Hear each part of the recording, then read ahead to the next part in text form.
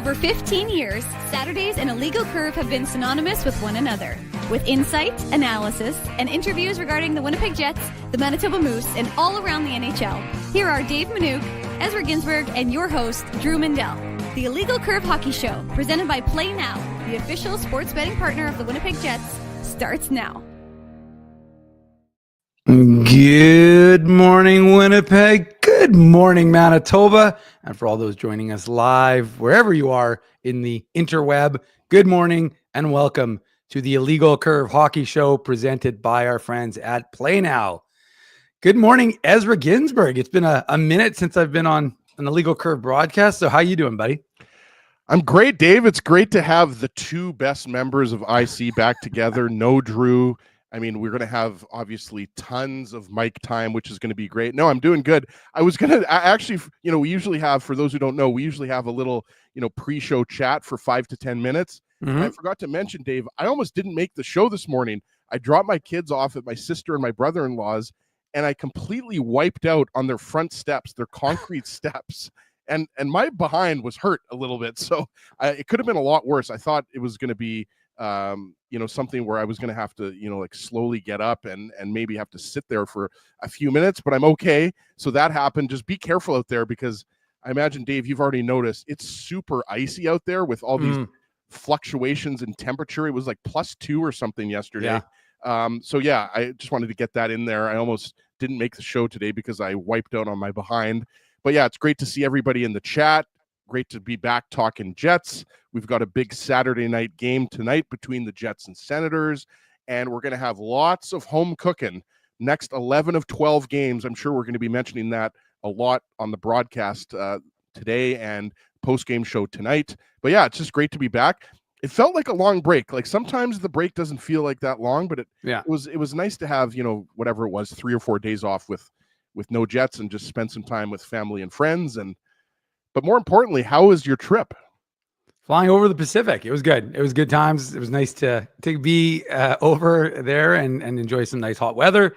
And, of course, happy to be back in town. I was like, I walked back. I looked at the temperature. I was like, what am I coming back to? It's going to be -10, -15, +2. I'm like, it's warmer here than where I went. So, it was good holidays. I missed some things, though. The Jets were rolling while I was away, of course, and we're not going to look too far back, but big wins over the Minnesota Wild, big win over the Toronto Maple Leafs, but didn't come, Ezzy, without a cost. That cost, of course, being Haydn Fleury, who suffered that knee injury in the last minute of the second period in Toronto. When Scott Arniel was asked about it post-game against the Leafs, he had kind of said he was day-to-day, wasn't sure, blah, blah, blah, which, his usual coach speak for, I'm not really going to give you much insight. And then yesterday, apparently Haydn Fleury tried to skate. To quote Scott Arniel, this is what he said specifically. I think we're looking at week to week here. He's going to get reevaluated again. At the end of the day right now, it's not good. He tried to skate on it this morning, and it didn't go very good. So Haydn Fleury, who had been asked to step up in weight class as the second pairing defenseman on that left side, he is out. And not only is he out, but he's, like I just said, he's out week to week, which means the Jets are going to be in need. They made their first move yesterday before practice got underway. They recalled Dylan Coughlin from the Manitoba Moose, who played 2 games with the AHL affiliate after playing only 1 game all season. That was that game against Vegas in November. And so I think he had 1 goal, 6 shots maybe. I think I said Daniel Fink, the Moose play-by-play broadcaster. So the move from the Moose after recalling Simon Lundmark before the thing for Toronto was to recall Dylan Coughlin. It looks as from what we saw in practice yesterday, I wasn't there. I didn't get back in time, but Connor Harapchak, who writes for a little site called illegalcurve.com, he indicated that Coughlin was up on the third pairing, split between Logan Stanley and Ville Heinola. Well, you just mentioned, Dylan Coughlin and Simon Lundmark. If there's another injury, Simon Lundmark's going to be right back up with the Jets, right, Dave? Yeah. Because right now, and we should mention, maybe we should, go over the D pairings a little bit, or the forward lines, because Scott Arniel said yesterday, and you were all over this on illegalcurve.com, the D pairings are not set in stone, because just for those who aren't aware or maybe didn't see the tweets from IC or Murat or others, you mentioned Connor was at practice. I saw Liz Hood was at practice as well. They had Dylan Coughlin on the left side of the second pair. So the top pair was Josh Morrissey and Dylan DeMello, obviously the Jets' regular top pair. You had Neil Pionk, who's your regular second pairing right defenseman. And then they had Dylan Coghlan up there. And then they had Logan Stanley on the bottom pair. Who am I missing here, Dave? Well, Ville Heinola and Logan Stanley were alternating. So Logan Stanley. Who did they have on the right side, though, on the third pair? I'm forgetting now. No, it was Dylan Coghlan and Logan Stanley to start practice. And then it was Dylan Coghlan and Ville Heinola to end practice. They had Miller with Pionk moved to his. Sorry. Yeah, I screwed up here. Sorry. Let me start again. Let me start again. It's right in the practice report on illegalcurve.com. Yeah, no. Sorry. I don't need that. It's all in my head. That's probably the problem. But Colin Miller was up on the second pair on the left side. Sorry, that's what I meant to say. So they've got Colin Miller up on the left side of the second pair, and then they've got, most likely what we're thinking is it's going to be Logan Stanley on the left side and Dylan Coghlan on the right side. So this is a great opportunity for Dylan Coghlan. It's also a great opportunity for Colin Miller, right? Like, we've talked about this a lot. We thought Colin Miller, when he was a healthy scratch, a few weeks back, we were saying that he should have been in the lineup. So this is a great opportunity for Colin Miller. And now that I've got all the D pairs straightened out in my head here, Dave, it looks like Dylan Coghlan is going to be where you would expect him to be. But I mean, that left side guy it's decimated right now, right? Like we already talked about, without Dylan Samberg in the lineup, you've got Haydn Fleury playing a second pairing role, which obviously, that's not where ideally you would like him, but he did a nice job there. So a great opportunity for Dylan Coghlan. If you have a chance, I know Dave linked it in the papers on illegalcurve.com. Mike McIntyre of the Winnipeg Free Press has a good article up about Dylan Coghlan, who's obviously a healthy scratch, 32 of the first 33 games. So I like Coghlan's game. I think he's going to be fine. And, obviously the Ottawa Senators are coming into town having lost their last game before the Christmas break, but a team that's in the middle of a long 9-game road trip, but playing some really good hockey. The only problem is they don't have a goalie right now. They don't have two goalies, Ezzy. Right. Linus Allmark, and for those, just updating everyone, Linus Allmark and Anton Forsberg are both out of the lineup. Linus Allmark looks like it's not going to be that short term as people were hoping. I believe it's a back injury. Yeah, back so it looks like Mads Sogard is going to play, the 24-year-old who only has, I think, 30 games of NHL experience. 24. There you go. So Mads Sogard is going to be in net for the Senators. And obviously, the Senators have been a nice surprise, currently in a playoff spot. I think the second wildcard spot. Which, so for the record, Ezzy, I think I read somewhere, I think in Bruce Garriock, one of the guys who covers the Sens, or someone else, but they said that this is the first time, or the latest, that they've been in the playoff race, Ezzy, since 2016-17. Or, sorry, the first time they've been in the playoff race, I should say, maybe since at Christmas time, which I guess would be pretty much the same thing. So, yeah, there's no question that the Senators are 8-2-0. They're red hot, but without goaltending, and it looks like even up front, they've got some guys who are dealing with some things. Well, and you mentioned earlier, Dave, the Jets are coming off of huge wins over Minnesota and Toronto, where they scored 10 goals in 2 games. So that doesn't bode well for the Ottawa Senators. We know how potent the Jets are offensively at home. So, I mean, that's a huge advantage for the Jets, right? We're expecting, obviously, Connor Hellebuck to be in net.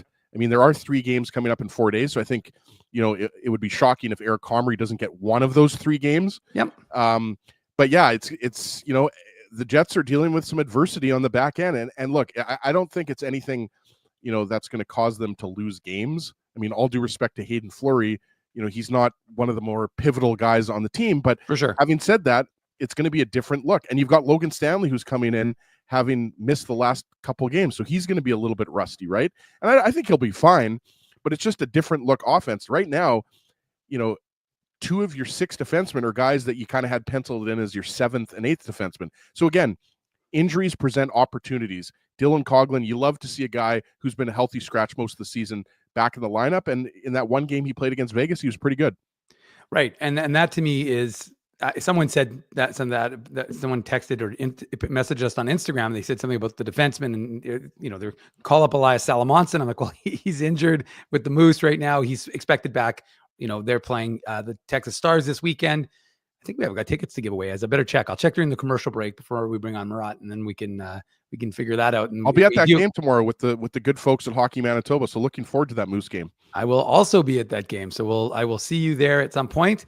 But Yeah. So to me, it'll be interesting to see what they do in that regard. But we know that sorry. So my response to this person was like, look, this is an opportunity. A guy like Dylan Coughlin, who's been patient and waiting in the wings and playing the role of the good soldier who just, member of the team. As you said, as you referenced that article with Mike McIntyre of the Winnipeg Free Press, and he mentioned how he didn't want to get claimed on waivers, which is an interesting position to take because, if you get claimed on waivers, it means that a team wants you and you're going to have to play. They can't send you down to the AHL. They want you to play on their NHL affiliate. So you'd think a guy would like, all right, but I tend to believe, and I don't know Dylan Coughlin's like family situation, but like sometimes that's more of a position of a younger guy because the younger guy knows like, okay, I may, when we've seen it with Johnny Kovacevic, who is helping your Devils to be one of the top teams in the NHL. I think he's actually up to appreciate that shout out. Thank you. Big win yesterday over Carolina. Yeah, goal and 10 assists for Johnny Kovacevic, the Jets' third rounder. But we're not going to digress into that waiver claim of yesteryear. Declan Chisholm, of course. So I think for younger guys who are hungry for that opportunity, it's always like if they get claimed, they know it's going to be a chance to play. By the way, happy anniversary to Ken. He's going to be in Winnipeg for the game tonight. His wife is bringing him today for his anniversary. So he's excited. And apparently he'll be wearing his IC hoodie underneath his Jets jersey, a la Superman. So happy anniversary to Ken and his wife. I don't know his wife's name, but to Ken and his wife. And Ken, you just be aware, if you're wearing your IC hoodie, you're more likely to get spotted by IC photographer Colby Spence and get a nice, anniversary picture. Or you can just send me a message and I'll get Colby to take a photo of you, and you'll have a nice memory of your. Usually Ken sits kind of across from us where we are in the press box, down by the glass. So I don't know if he's got those same seats for today's game, Ezzy, but congratulations to Ken. And thanks to, by the way, everyone else. This is, of course, the Illegal Curve Hockey Show. I'm Dave Minuk. That's Ezzy Ginsberg.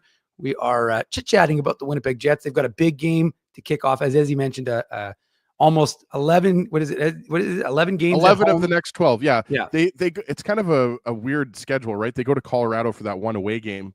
But for the most part, the majority of January is going to be at home. So, by the way, that Ezzy, don't gloss over it. That, by the way, Jess is Ken's wife's name. So, Jess, congratulations on your anniversary.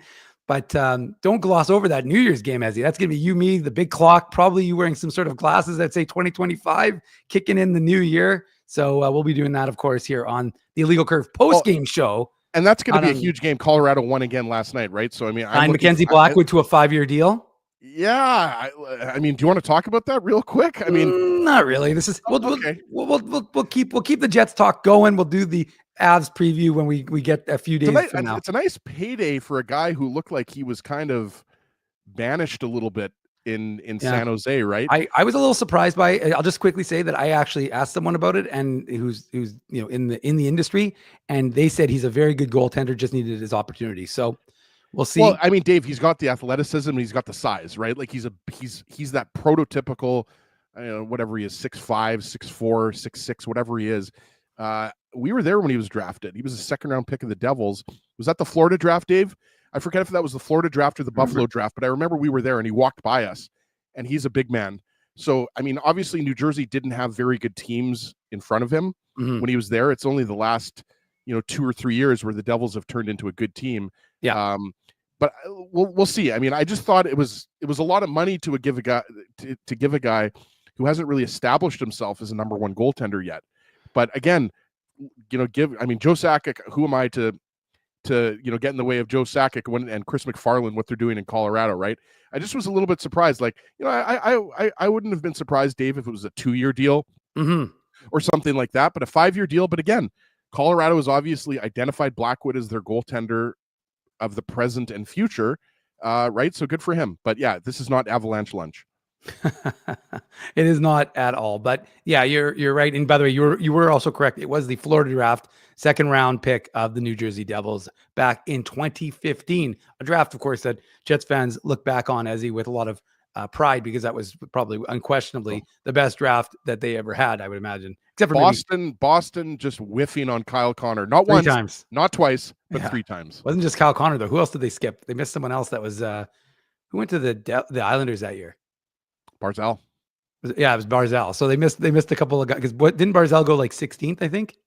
Barzal went, I think, something like that. And is that not the David Pasternak draft as well? Didn't Pasternak go late? Look, Yeah, but like the one thing I'll say is like everyone's always like, oh, the Jets drafted Christian Vesalainen and they could have had this guy. Well, yeah, okay, but so did 31 other teams, miss on that guy. So there's Pasternak was 2014, Dave. That was the Philly draft, so I was wrong. Pasternak Yeah. was 25th overall in 2014. But yes, Boston definitely regrets not taking Kyle Connor. I mean, Jake DeBrusk turned out to be an okay pick, but the other two not so much. No, for sure. But this isn't Bruins lunch, Ezzy. So we'll move things along. And I had Guy ask, what is the latest with Dylan Samberg? So we should, since we're talking about the Jets defense, Ezzy, and I did have an update on a little site called leocurve.com. So I'm not mad at Guy for not reading it, but I sent him the link in the chat. So if he wants to read it after, he can. But I'll do a little bit of reading right now because Dylan Samberg, of course, on the 20th of December, Scott Arniel had said that Samberg was expected to start skating on the 27th. Sure enough, the team tweeted out a picture of him at the Hockey for All Center yesterday on skates, regular jersey, but he was by himself. And this is what Scott Arniel, Jets head coach, had to say after the practice.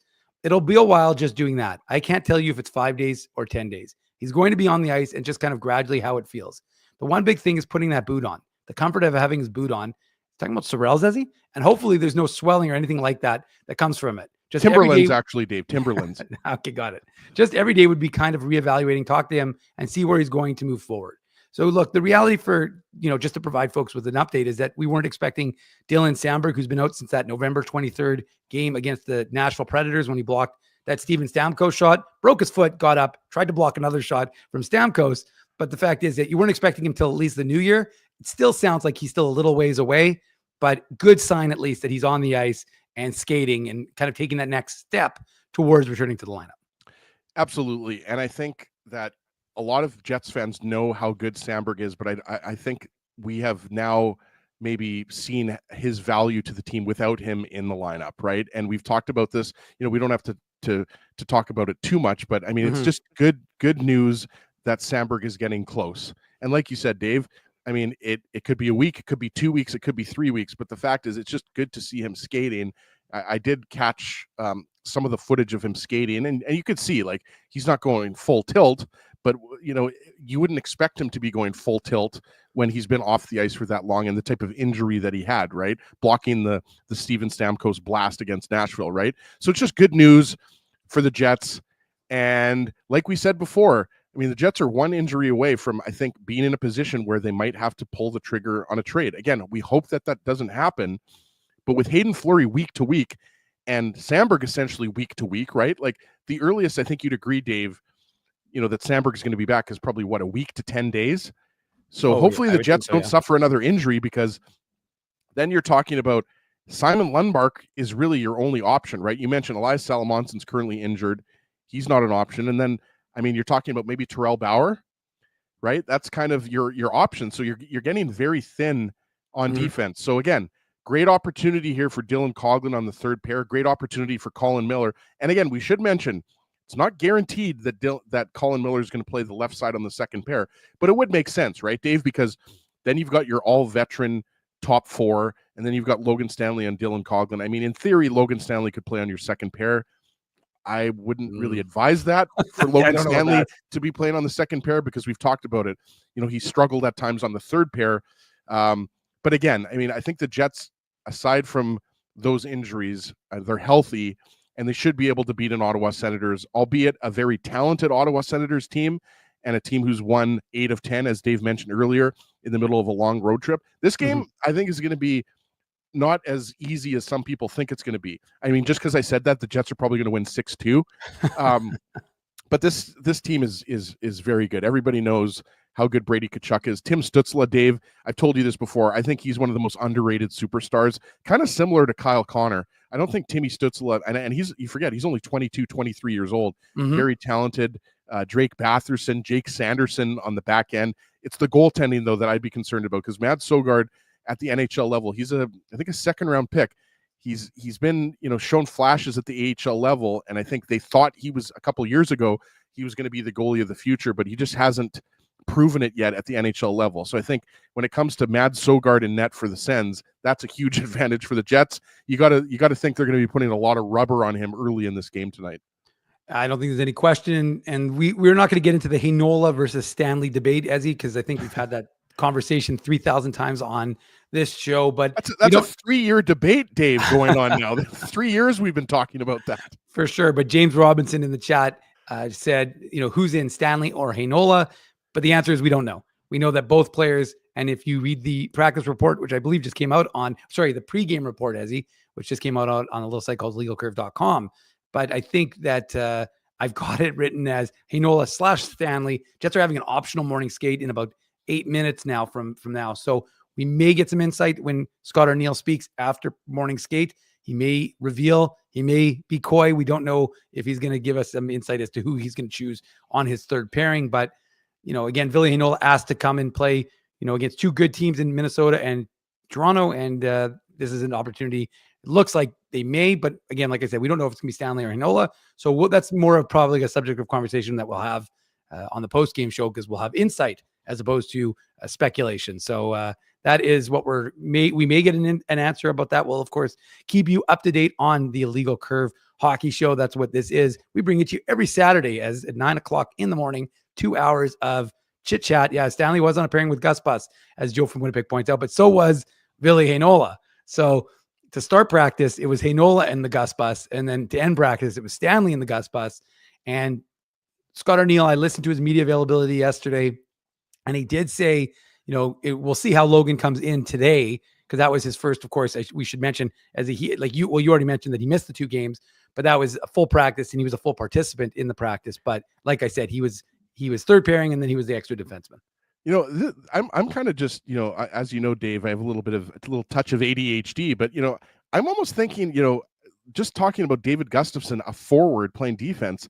What about Logan Stanley as a winger? Like that's something that hasn't been discussed a lot. He's big, obviously, he's not the fastest guy, but, just a thought. I mean, you wonder if the Jets or any other team might use him as a forward, but I love to see the forward playing defense. It reminds you of, I know you'll appreciate this reference, Dave, the Detroit Red Wings had a couple guys. Sergei Fedorov did that back in the day. Matthew Dandino, remember him? He could play forward and defense. So you always love to see that. Obviously, Dustin Byfuglien, famous one here in Winnipeg.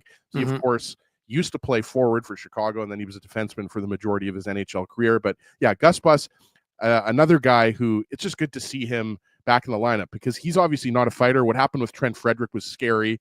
Trent Frederick, obviously a POS for continuing to punch him while he's on the ice. We don't have to give Frederick any more air, any more breath, Dave, because everybody knows that was ridiculous to pick a fight with David Gustafsson, a guy who is probably the last guy who you expect to fight on the Jets, right? But just going back to tonight, obviously, Jets coming off of those 2 wins, but after the Christmas break, the holiday break, you kind of don't know what you're going to get, right? Like I think for all teams, you look at some of the games last night, right? Like some wild things can happen, pun intended, with the Wild winning last night in overtime. What a goal by Brock Faber. I know this isn't Wild Lunch, but that Brock Faber, Canada's going to have to look out for him in the Four Nations tournament, because that Brock Faber is a hell of a defenseman. So obviously the Wild pick up 2 points. The Stars got a point as well. So, I mean, it goes back to what we were saying before. And Mike McIntyre writes about it in today's Free Press, or I should say wrote about it in today's Free Press. There's a great opportunity here with all of these home games coming up in January, late December, January, I should say. They're going to have to keep the foot on the gas, because not only do you have Minnesota and Dallas right behind you, Colorado is, I mean, what are they, 8 or 9 points back? But the point is, this is going to be a race. Like, this is now going to be basically a marathon from now until the end of the season between those 4 teams. And 3 of those 4 teams we expected to be in the race. Minnesota was obviously the one team we thought it was going to be Nashville, right, Dave? But the point being that the Jets have a great opportunity here, to keep banking points, stay in first, and continue to separate themselves from some of the other teams in the Central. Yeah, there's no doubt about it. And you're right, Ezzy. The Colorado Avalanche, similar to the Ottawa Senators, are 8-2-0, and they've won 4 straight. So they're hard charging, and they're excited to be, back in contention for that. They're, like you said, 7 points back of Winnipeg right now, but they're hard charging, and they score a lot of goals. They also give up a lot of goals, which is why their goal differential is only +4, whereas the Jets is a incredible +44 as the.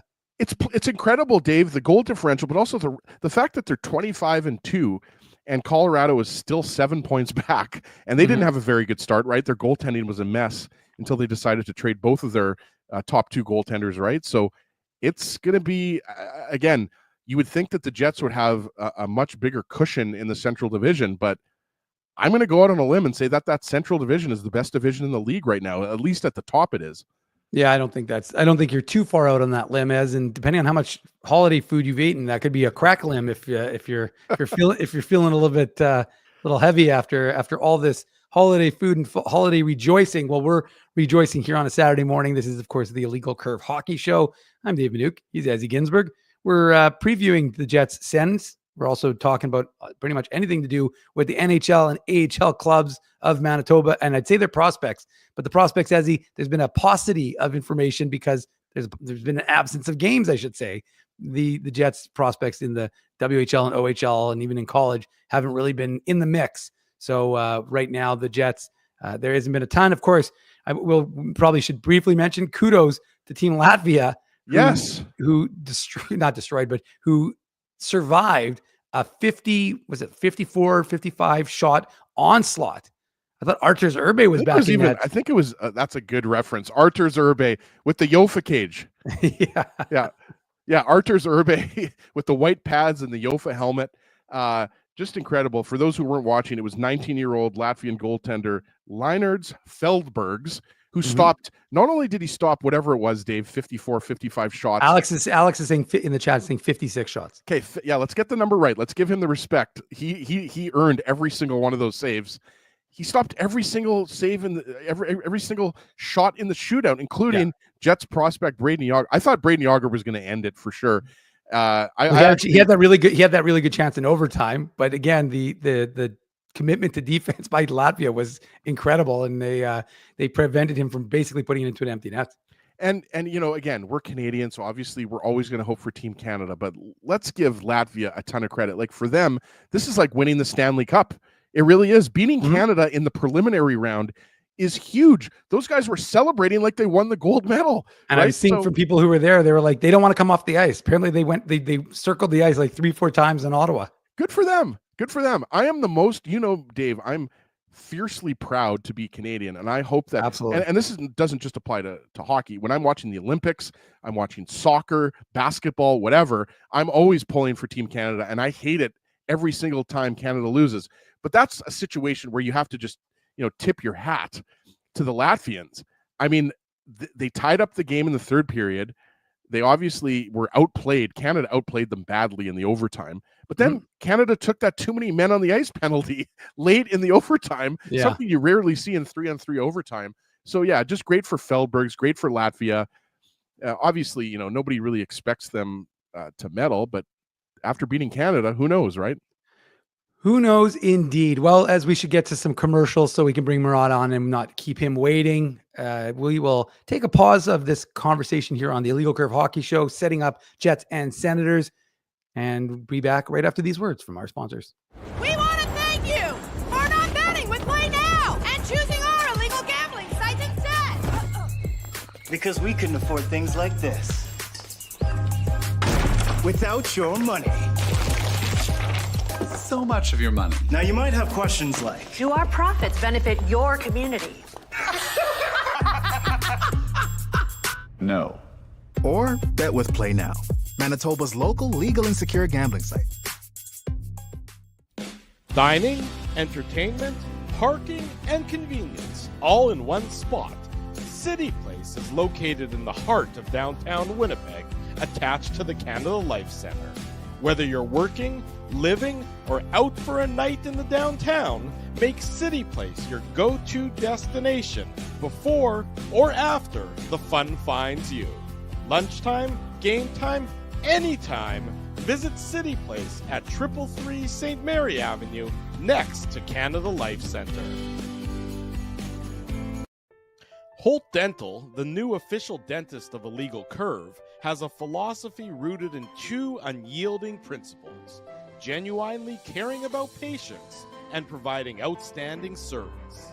Being a patient of Holt Dental means more than just checkups and treatments. It's taking the time to listen and talk to each patient so they can achieve the best long-term health, functionality, and aesthetics for their teeth, mouth, and gums.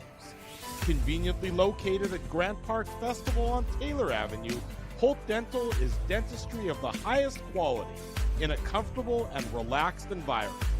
For more information, visit holtdental.ca. Oh, and there's plenty of free parking at the front door, too. Celebrating its 40th year as Winnipeg's home for stand-up comedy, Rumors Restaurant and Comedy Club has recently been named Canada's top comedy club and a top 5 comedy club in North America. From birthday parties to date nights to fundraisers and everything in between, Rumors is your destination for the best and most affordable live entertainment Winnipeg has to offer. For more information on upcoming shows, Rumors' incredible promotions, and to purchase tickets, visit rumorscomedyclub.com. So you're a pizza person, you married a wing person, but somehow your kids are salad people. You can't pick your fam, but you can pick your BP meal deal, starting from $18.99 for takeout or delivery at bostonpizza.com. Welcome back to the Illegal Curve Hockey Show. I'm Dave Minuk. He's my main man, Ezzy Ginsberg. And without further ado, another of our main men on this show, Murat Ates of The Athletic. Hey, Murat, how are you? Hey, I'm doing well. Thanks for having me. How are the holidays for you? You're looking good. Happy holidays, my man. Yeah, we could get into the Jets talk right away, but I want to hear about your holidays. Do you have a nice little vacation, a little chance to get some R&R? Yeah, you know what? I shut down for a few whole days there, which I don't normally do. Like I avoided Twitter, I avoided emails, I avoided all of it. And I don't know if you guys ever struggle with the full disconnect. Sometimes it takes me a little while, like a couple of days before the urges to check things go away. I got right into it, ate all the food, sang all the songs, did all the decorating, and Haley's been out, so it's been great. Well, I only do that in the summer where I fully turn off my phone for about 3 or 4 days, and it is a great way to disconnect, but it is not an easy thing to do, especially in a business that is, things can change so quickly. Lots of change, of course, on the Jets back end with of course, the injury to Haydn Fleury, Dylan Samberg still coming up. That's something we talked about in the first half an hour of the show. Just in terms of the way it was configured yesterday at practice, are you a little surprised, both with the promotion, I guess, of Colin Miller to that second pairing, but also the apparent, we're not really sure if it's going to be Heinola or Stanley in that third unit, and of course Dylan Colgan up from the Moose. Yeah, going back to the third period against Toronto, I guess the clues were there all along that Miller moved up to play with Pionk for most of that period as they rotated through, and Ville Heinola didn't get a lot of ice time to end that game. So I guess I shouldn't have been surprised. Was I? Each coach has their own preferences. Some would avoid a righty-righty pairing, and I think that's part of why Haydn Fleury got that bump up in the first place before he got hurt. But at a certain point in the Jets depth chart, Scott Arniel and company, Dean Chenoweth, and et cetera, don't necessarily feel comfortable with the depth left defense bumping up. So it seems, and Arniel warned us not to take everything as written in stone, it seems as though Miller Pionk is going to be the look. And that means that they don't see Logan Stanley or Ville Heinola as, capable of those top 4 minutes. Maybe realistic, guys. That seems, I don't think Stanley's there. We've got a bigger sample on him. Ville Heinola, I thought he played 2 of his best games heading into the break there. But at the same time, I understand that's not where they have him in the depth chart.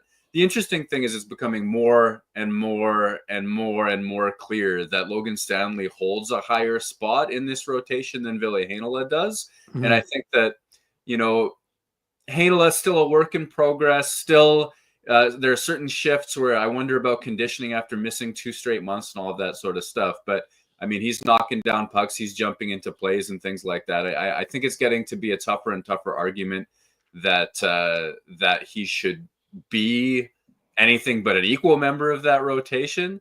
And then after just the end the monologue, the question I always get is, well, if Heinola's better or if there's other options or anything like this, then why do they keep playing Logan Stanley? And They appreciate his size. They appreciate his toughness. He's a beloved teammate. He steps up for teammates and has fought, even though it's not necessarily in his DNA, is figuring his way out through that world. Does that help them in terms of puck retrievals and coverage and all that sort of stuff? No, it doesn't. But it gives them a look that they feel comfortable with. And at the edges of a roster, that's the bet that they make and keep making. Now, Murat, just sticking with the defense here for a second, and I agree with you. I think, that's an interesting point you make about, I think people, we have short-term memories sometimes, right? And you mentioned Ville Heinola's conditioning as possibly being a factor. And you're absolutely right. I think right now, the Jets are favoring Logan Stanley ahead of Heinola. We'll wait and see what happens as the season progresses. But as I mentioned, just sticking with the defense, Dylan Samberg, obviously you reported this, that, back on the ice yesterday, when the Jets are fully healthy, when they've got Samberg back, when Haydn Fleury's back in the lineup, and I realize, we're still over 2 months away from the trade deadline, but as you know, in hockey, you've been covering hockey a long time.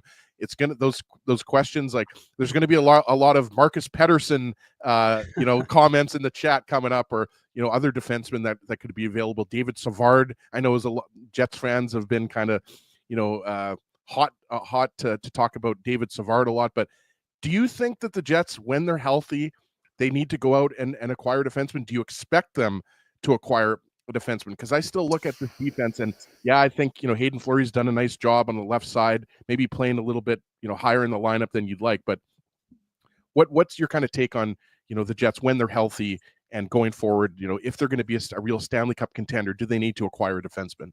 Yeah, Ezzy, I'm going to answer your question with yes and yes. I mean, sometimes we get onto the quibbles, right? Like I'll argue that, this player or that player should be in the lineup, etc. But the overall picture is this is a very good Jets team, right? This is a very good Jets team in a good cap position, a better cap position than a lot of the other sort of long list contenders out there. And when you're in that position, and whenever Winnipeg's been in that position, they add, they shop, they build, they add to what they have. And this is probably a better team even than last year when they went out and got Monahan and Miller. This is definitely a better team than when they got Niederreiter and Nemesnikov. That 2017-18 team still holds a special place in my echelon of Jets teams, despite the fact that it may not go down as the most points that Jets 2.0 has ever got, but they went out and struck there too. We get that. That's the theme. That's what they do. And they're in a great cap position.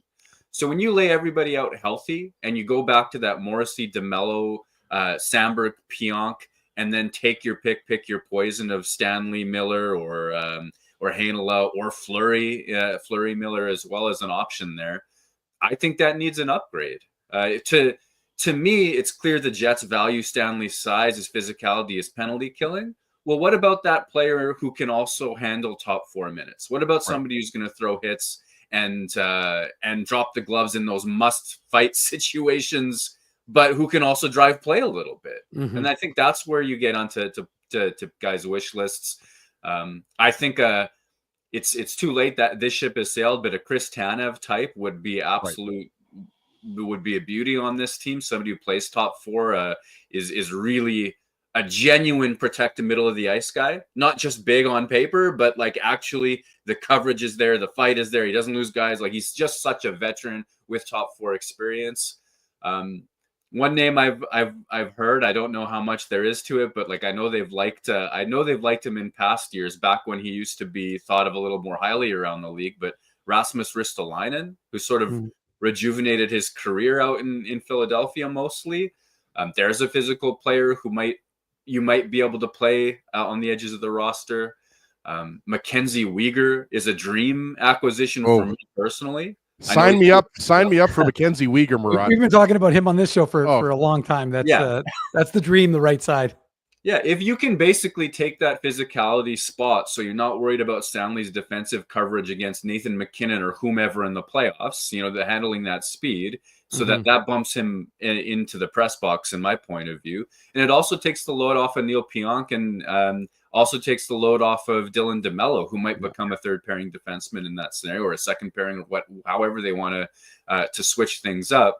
The Jets have a lot of good players on defense. This isn't a slight to any of those names that I just named, but if they want to be one of those elite contending teams, they probably want to go more than just Morrissey deep, where you're going like, whoa, Or Samberg actually has had a great start to the year. So I got to give him credit as well. All right, Murat. Well, we know you before the holiday break wrote a fantastic article on Kyle Connor's defense. Yes, I said Kyle Connor's defense and his impact there. So maybe share with some folks who didn't get a chance to read it on The Athletic, although I recommend you do. And of course, I linked it in the morning papers. But just because that is a subject of conversation for years now, has been the type of impact he can have. We all know the offensive impact he can have and what he's done on that end of the rink. But from what you were talking about with him and the coaching staff, what did you kind of ascertain about Kyle Connor this year that's different than years prior? Yeah, I almost want to start in the beginning, like when he was a rookie or I guess in his second season, because he played 20 games in 2016-17. So back when when Matthew Perreault gets hurt, it's October 2017 or November 2017, Kyle Connor comes up and sticks forever, right? Like becomes a 30-goal guy. Few players score more goals than he does from the moment he's a full-time NHL player to now. I think he's in the top 10 in goals. So that's incredible. At that time, Paul Maurice and I would sometimes have these little side chats. And in one of those side chats, Paul Maurice told me, you know what, with Kyle Connor, I hold him in that Andrew Kopp type of defensive acumen. I don't really need to show him tons of defensive video. And I sort of like, it's one of those things that was said so comfortably and confidently. I didn't think about it in the moment. And then over the years, we've seen the defensive metrics go in two different directions, right? Winnipeg's checking line, phenomenal. Kyle Connor has generated tons of scoring chances, but even in his 93-point season, he was outscored or even at 5-on-5. This is one of the world's best offensive seasons, the best offensive season of a Jets 2.0 player ever. And he wasn't dominating or controlling even or winning his minutes at 5-on-5, which points to the fact that, he gives stuff back. And part of that is line mates. He's one of multiple people on the ice at any given moment. But we've seen certain things that he struggled with. He is a fast skater. So when he's committed to the back check, he can overtake guys, lift a stick, pop a stick, go the other way. We've seen that sporadically in the past. This year, we're seeing it fairly consistently. Last year, we saw it fairly consistently too. There are steps forward. It's not just snap a finger. Kyle Connor told me, no, Murat, I haven't had an epiphany in my game, but here's some things we can talk about, right? So the speed has been there. The stick has been there. But some of the stuff that has really, truly led to Kyle Connor's poor defensive metrics have been transition plays. And that can be Winnipeg Jets breakouts where a puck gets rimmed to him on the wall and he doesn't eat that check to get that puck out. In part, like we've seen Winnipeg get burned for goals like that this year. Actually, Logan Stanley put an awkward pass on it to Connor's stick not too long ago, right? Those are plays that he can still get beat on. It is a limitation of this great player that this is one of the things he doesn't have success with sometimes. But it used to be Mark Scheifele, Gabriel Vilardi, whoever he's playing on that line with, wasn't offering the low support consistently. When the breakout began, Winnipeg's forwards were in the neutral zone ready for what came next, no matter what was going on. I think Kyle Connor's had more outlets, and he's taken better advantage of those outlets. He's certainly committed to that back check a higher percentage of the time, and he's popping sticks, and he's really knocking pucks down. The team's continuing to play good quality 5-on-5 defense most of the time. Gabriel Vilardi's good health means there's another player who doesn't have Connor's foot speed, but is also knocking pucks down. Winnipeg scored goals where the other team's trying to break the puck out of their end, and Gabriel Vilardi's knocked a stick down at the offensive blue line, and boom, you've got this transition rush for the Jets. You add it all up, and Kyle Connor is actually harder to get a scoring chance against this year. Teams have a harder time getting scoring chances against the Jets with Kyle Connor on the ice than any season in his career other than 2017-18 when he played with prime Blake Wheeler as his number one line mate and prime Dustin Byfuglien as his number one defense pair. So this is a marked difference.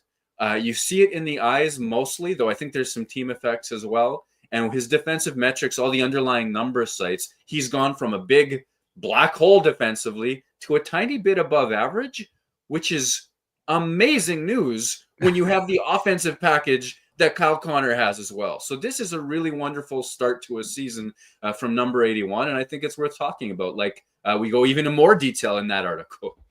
No, absolutely. And I think you make a lot of good points there. And, we talk about it a lot on the post-game show, right, Murat? Like, I don't get sick of talking about it because Kyle Connor this year, I think he's playing the best hockey of his career. And based on what you just said, the fact that his defensive play is catching up to his offensive wizardry backs that up, right? Like the numbers back it up, that he's harder to play against. He's doing a better job. It's not like you're seeing him make a couple of good plays defensively once every month. You're starting to see that almost every game. I wanted to ask you about Gabriel Vilardi, his line mate, obviously coming off of a really nice hat trick of assists against the Toronto Maple Leafs. That top line was obviously extremely dangerous, led the Jets over the Leafs in that big victory. Dave and I are going to talk about it in the next segment. And I wanted to ask you, based on what you've seen this year, because obviously Vilardi's having a breakout year, whatever you want to call it. He's a breakout year. He's on track for a career year. He's been phenomenal so far this season. Based on what you've seen, we know he's a pending RFA. I'm going to put you on the spot here a little bit, but based on what you've seen, and I'm sure you're going to write about this, but based on what you've seen, like, are you prepared to sign him to an 8-year deal? Like, what are you thinking right now based on what you've seen? Is this a 4 or 5 year deal? Is an 8-year deal? Because I'm pretty excited. I'm fired up. If I'm Chevy, I'm thinking 8-year deal right now. Yeah, it's a great question because he's such a big, important part of the future. If he signs to that effect and is a big part of it, he clearly has the chemistry and the respect of the other big dogs in Scheifele and Connor on that top line. Coaches appreciate the way that he plays. There's a two-way element to him. He really does have a great stick knocking down pucks. And then, like, you're a coach, right? You've seen kids try to.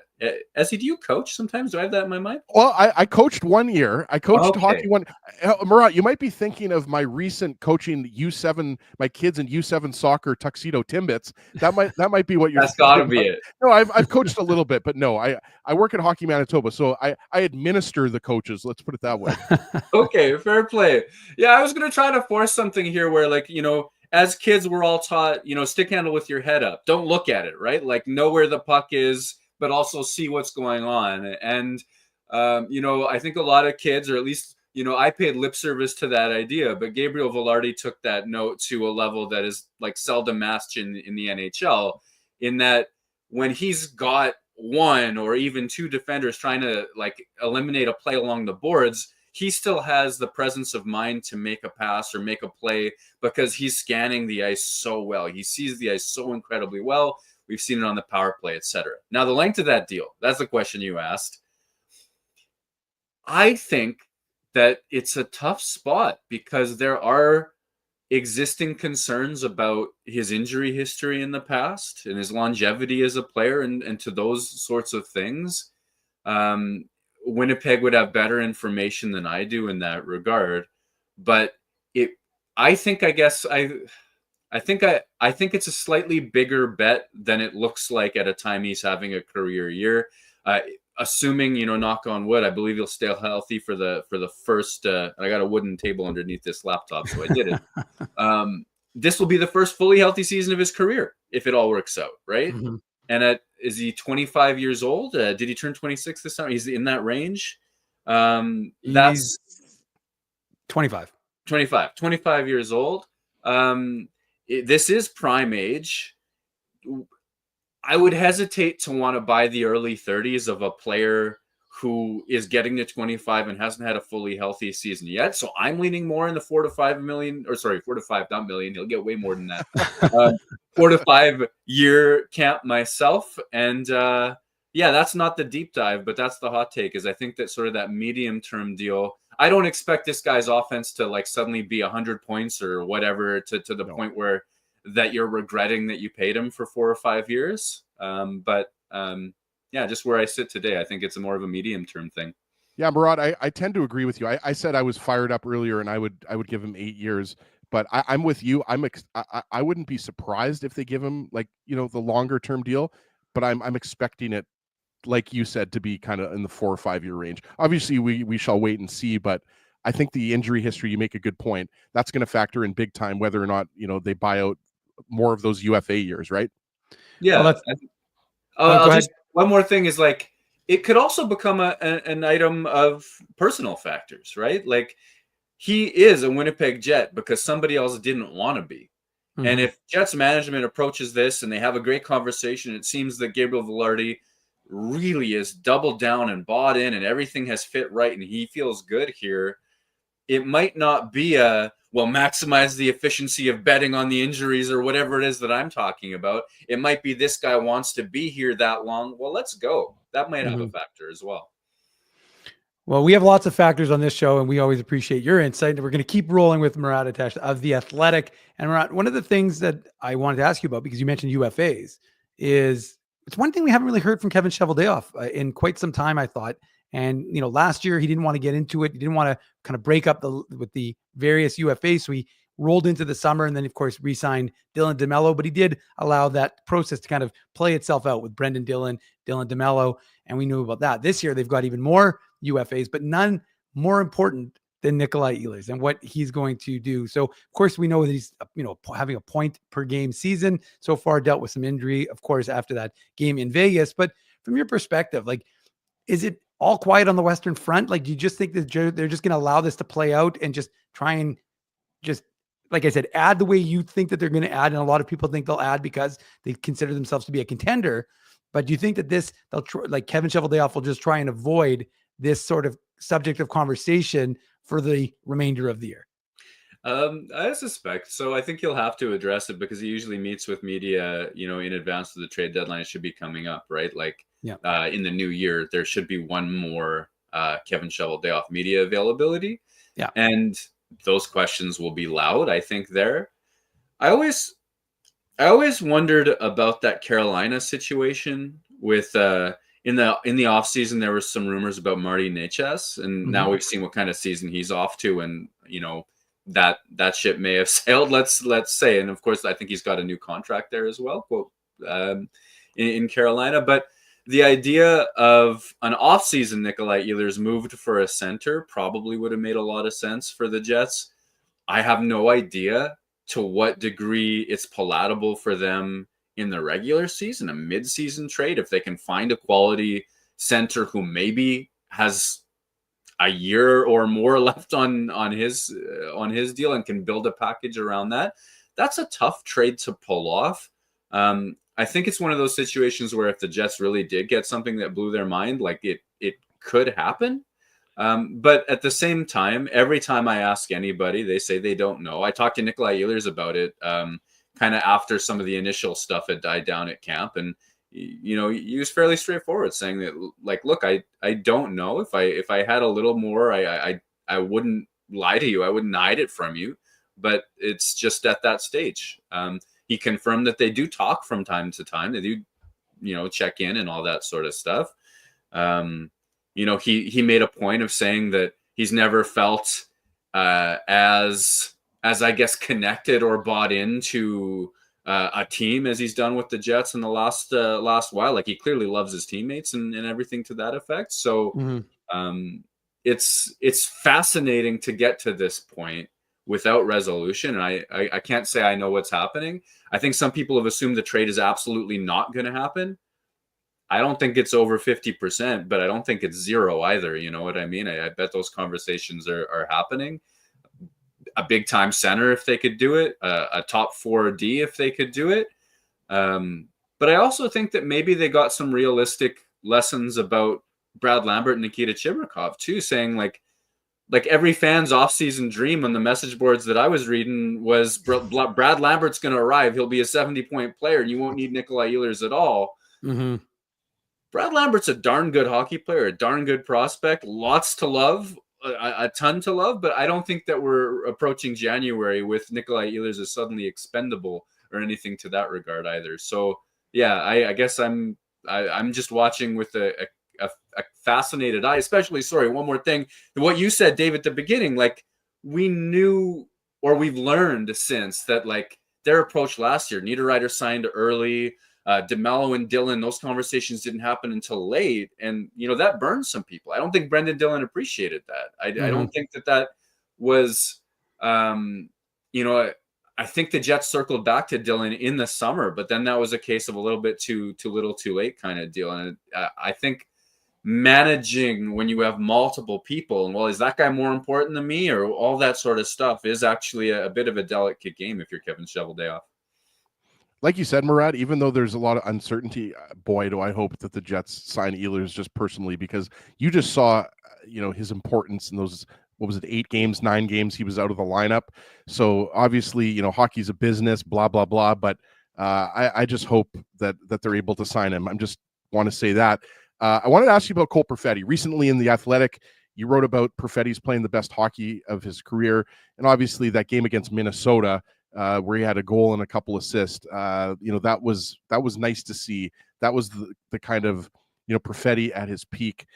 I wanted to ask you, because obviously I think you'd agree, Perfetti's a bit of a lightning rod for criticism, right? Like people, it's almost like, the highs are high, the lows are low type of thing with Cole Perfetti. Like, how would you assess the biggest strengths and weaknesses of his game? Because I think we've seen it on the power play. We've seen the vision, the creativity, everything like that. Like, what are you seeing?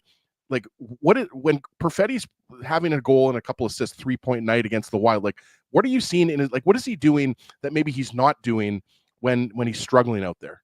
Yeah.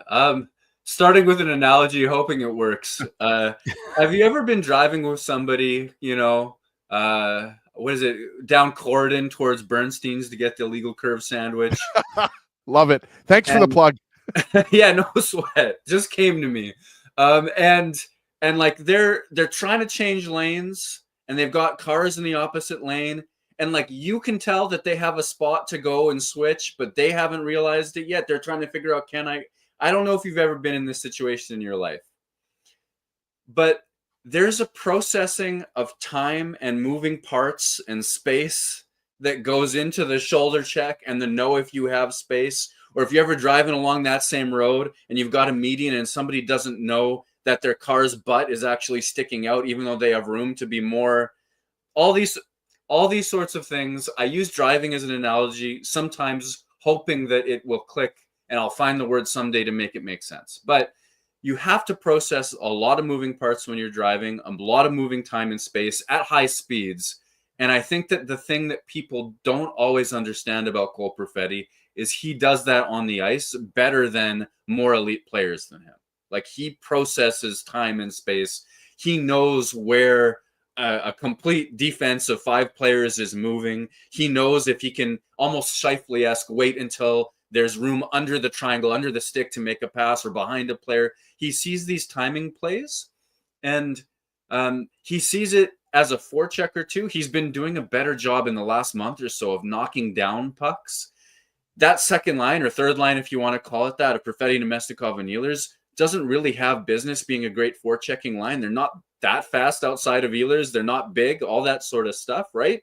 But they've done a really good job of generating offense because they forecheck, took the right angles, and then somebody, often Cole Perfetti, especially when Ehlers was hurt, Cole Perfetti was knocking down pucks for Brad Lambert and for other players consistently. And when you do things like that, it keeps the play in the offensive zone.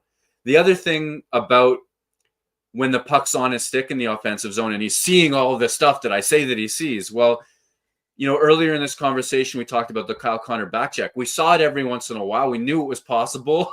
And that's a discredit to him to make it seem like a rare universal event, but it wasn't all the time. Mm-hmm. And there were times where Cole Perfetti last year would generate a few scoring chances in a clump, and then there'd be some shifts where it wasn't as good as that, or a game or two where it wasn't as good as that. Even during his long slump, he was creating some things, but it wasn't so much that I was convinced he's going to boil over at any minute. And before that 3-point night, I was talking to some people kind of about Perfetti, and I said, this guy looks like a pot that's ready to boil over. This is something that's happening. I got lucky on the call because the points came, but he is creating chances with a consistency where now I'm like, oh, if he has an off shift, there's going to be 3 chances on another one. And I think as a really good secondary scorer who's working on consistency, I think he's arrived as somebody who can make a difference in that role.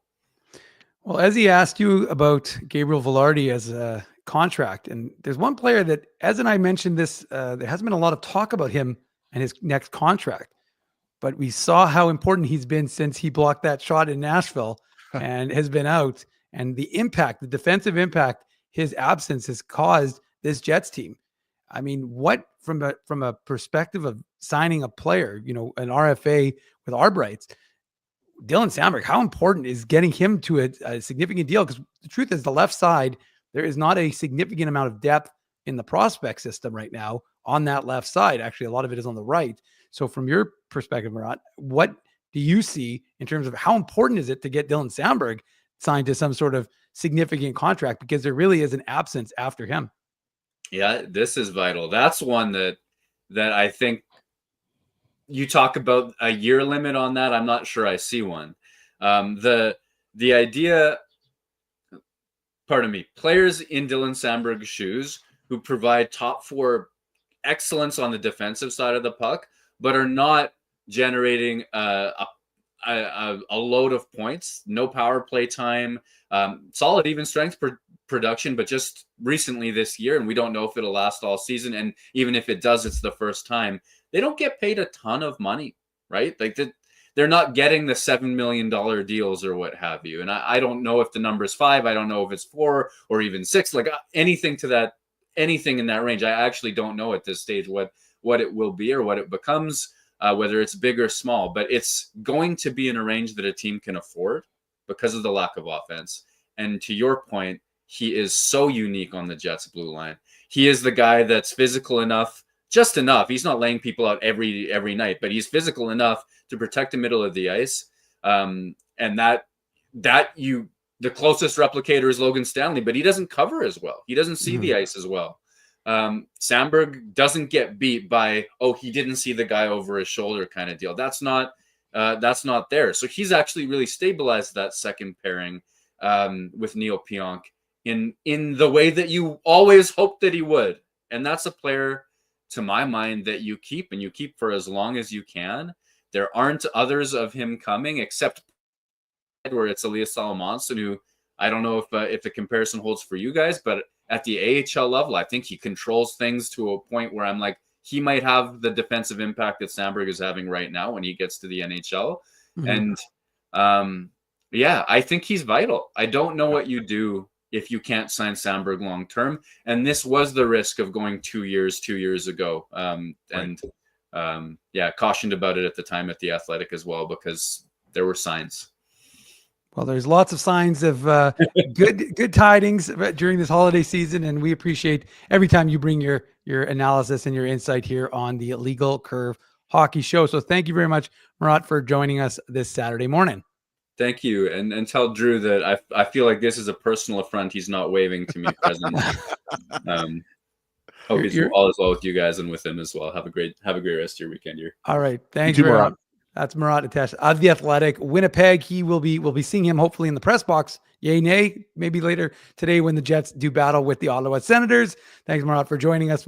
There he goes. And there we go, because that's a great segment. We got to go to commercial break, hear from our sponsors, but a real good segment, a lot of good insight, something that we'll be talking about on the other side of these words from our sponsors.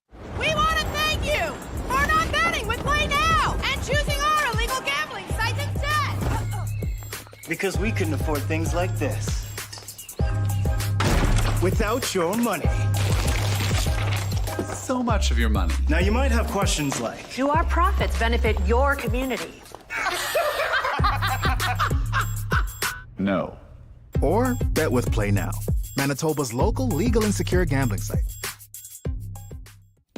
Dining, entertainment, parking, and convenience, all in one spot. City Place is located in the heart of downtown Winnipeg, attached to the Canada Life Centre. Whether you're working, living, or out for a night in the downtown, make City Place your go-to destination before or after the fun finds you. Lunchtime, game time, anytime, visit City Place at 333 St. Mary Avenue, next to Canada Life Centre. Holt Dental, the new official dentist of Illegal Curve, has a philosophy rooted in 2 unyielding principles: genuinely caring about patients and providing outstanding service. Being a patient of Holt Dental means more than just checkups and treatments. It's taking the time to listen and talk to each patient so they can achieve the best long-term health, functionality, and aesthetics for their teeth, mouth, and gums. Conveniently located at Grant Park Festival on Taylor Avenue, Holt Dental is dentistry of the highest quality in a comfortable and relaxed environment. For more information, visit holtdental.ca. Oh, and there's plenty of free parking at the front door, too. Celebrating its 40th year as Winnipeg's home for stand-up comedy, Rumors Restaurant and Comedy Club has recently been named Canada's top comedy club and a top 5 comedy club in North America. From birthday parties to date nights to fundraisers and everything in between, Rumors is your destination for the best and most affordable live entertainment Winnipeg has to offer. For more information on upcoming shows, Rumors' incredible promotions, and to purchase tickets, visit rumorscomedyclub.com. So you're a pizza person, you married a wing person, but somehow your kids are salad people. You can't pick your fam, but you can pick your BP meal deal. Starting from $18.99 for takeout or delivery at bostonpizza.com.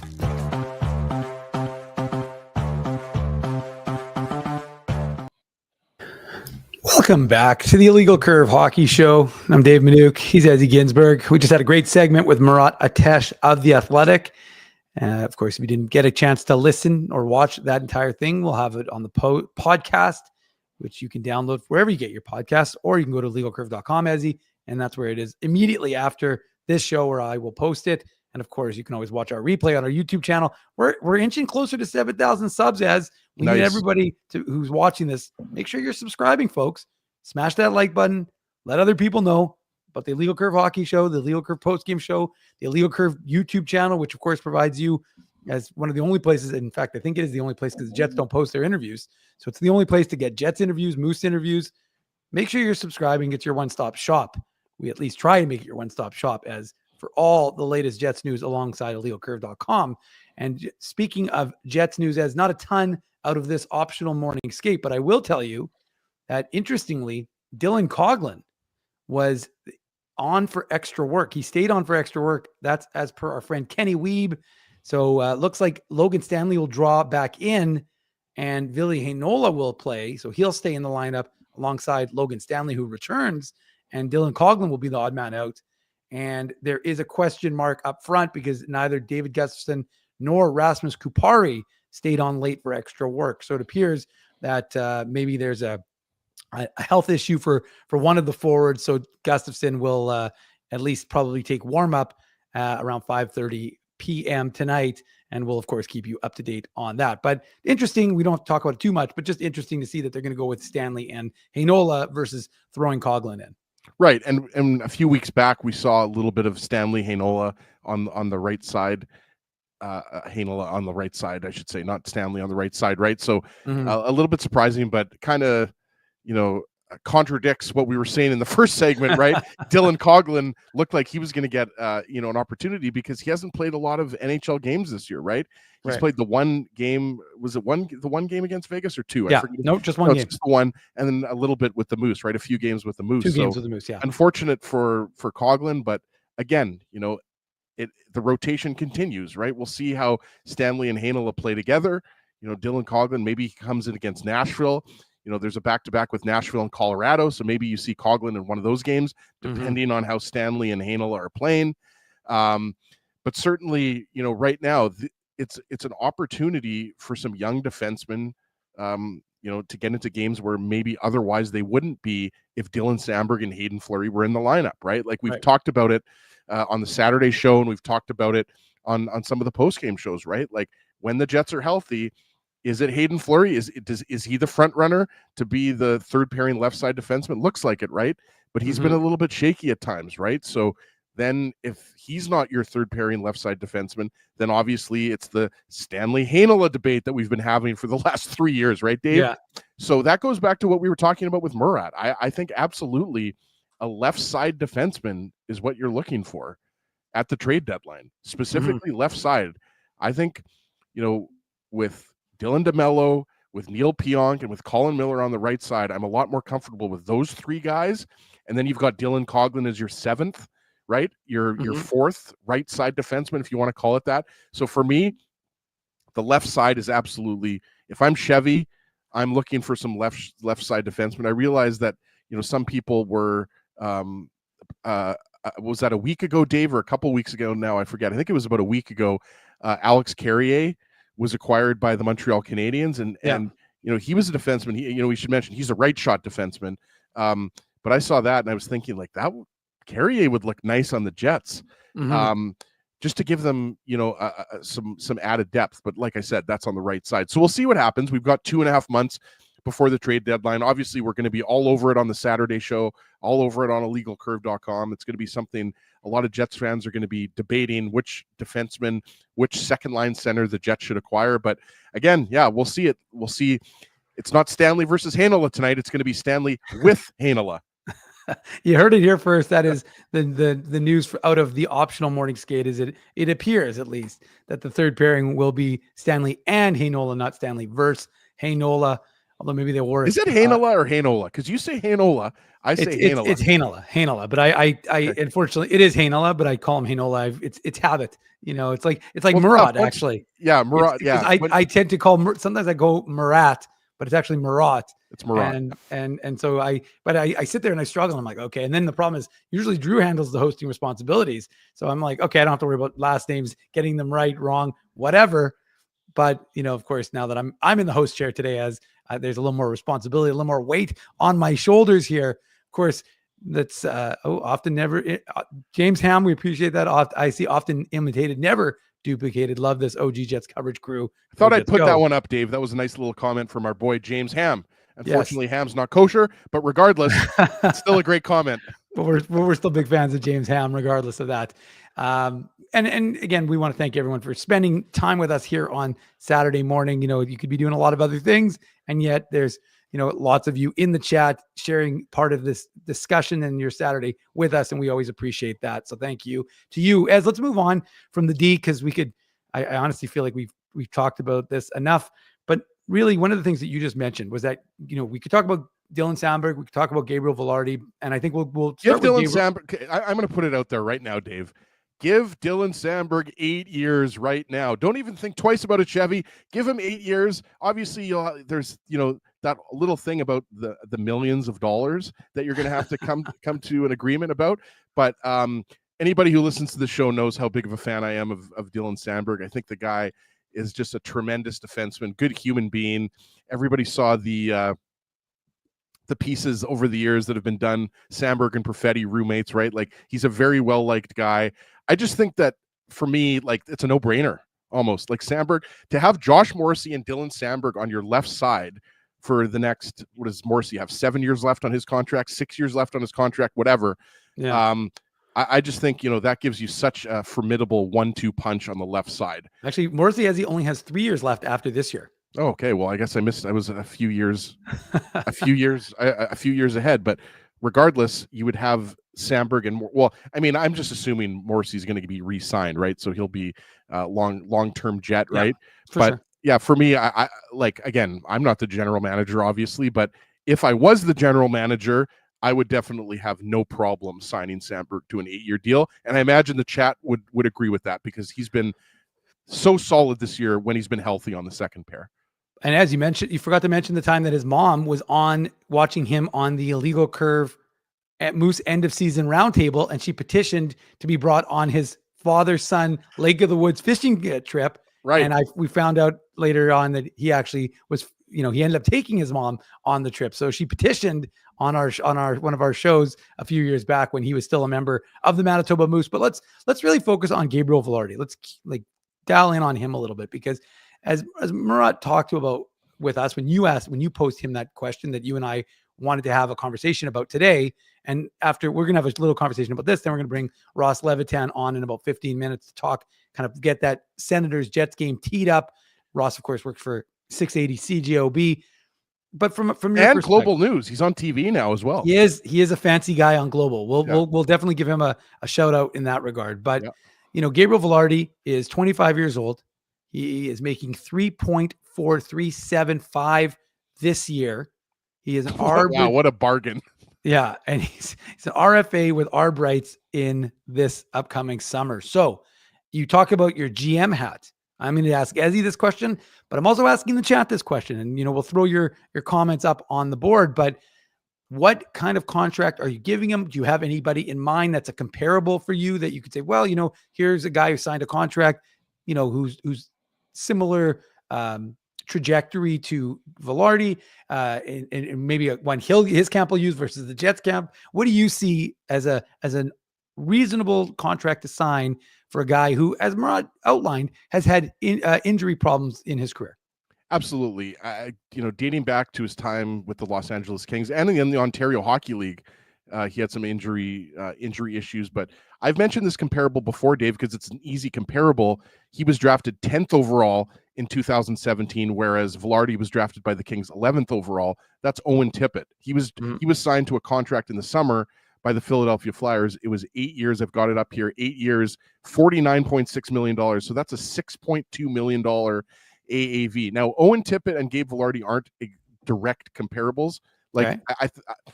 I shouldn't say they're not direct comparables. I think they can be direct comparables. They're not the exact type of player, but I think they're both offensive-minded players. I think because of the year they were drafted and because of their points per game and everything like that, and their, like you said, Dave, their trajectory. So I think if you look at a guy like Owen Tippett, I think that's a decent comparable. I should mention I haven't gone through 32 teams and looked for tons of comparables. This is more just as you were just. I mean, the reality is it's just an initial conversation, right? Because right, and I was looking for other comparables. It's tough to find comparables because of the fact that I think not everyone is expecting Vilardi, Dave, to sign an 8-year deal. Mm-hmm. So I think, though, back to what we were talking about earlier with Murat, I think if we're going to be conservative and say that the Jets are going to sign him to, let's say, a 4 or 5 year deal, which would be in the mid-range, because let's be honest, it's not going to be a bridge deal. It's not going to be a 1-year deal. No. I believe that the Jets are going to want to sign him somewhere in the 4 to 8 year range. So let's go with 5 years.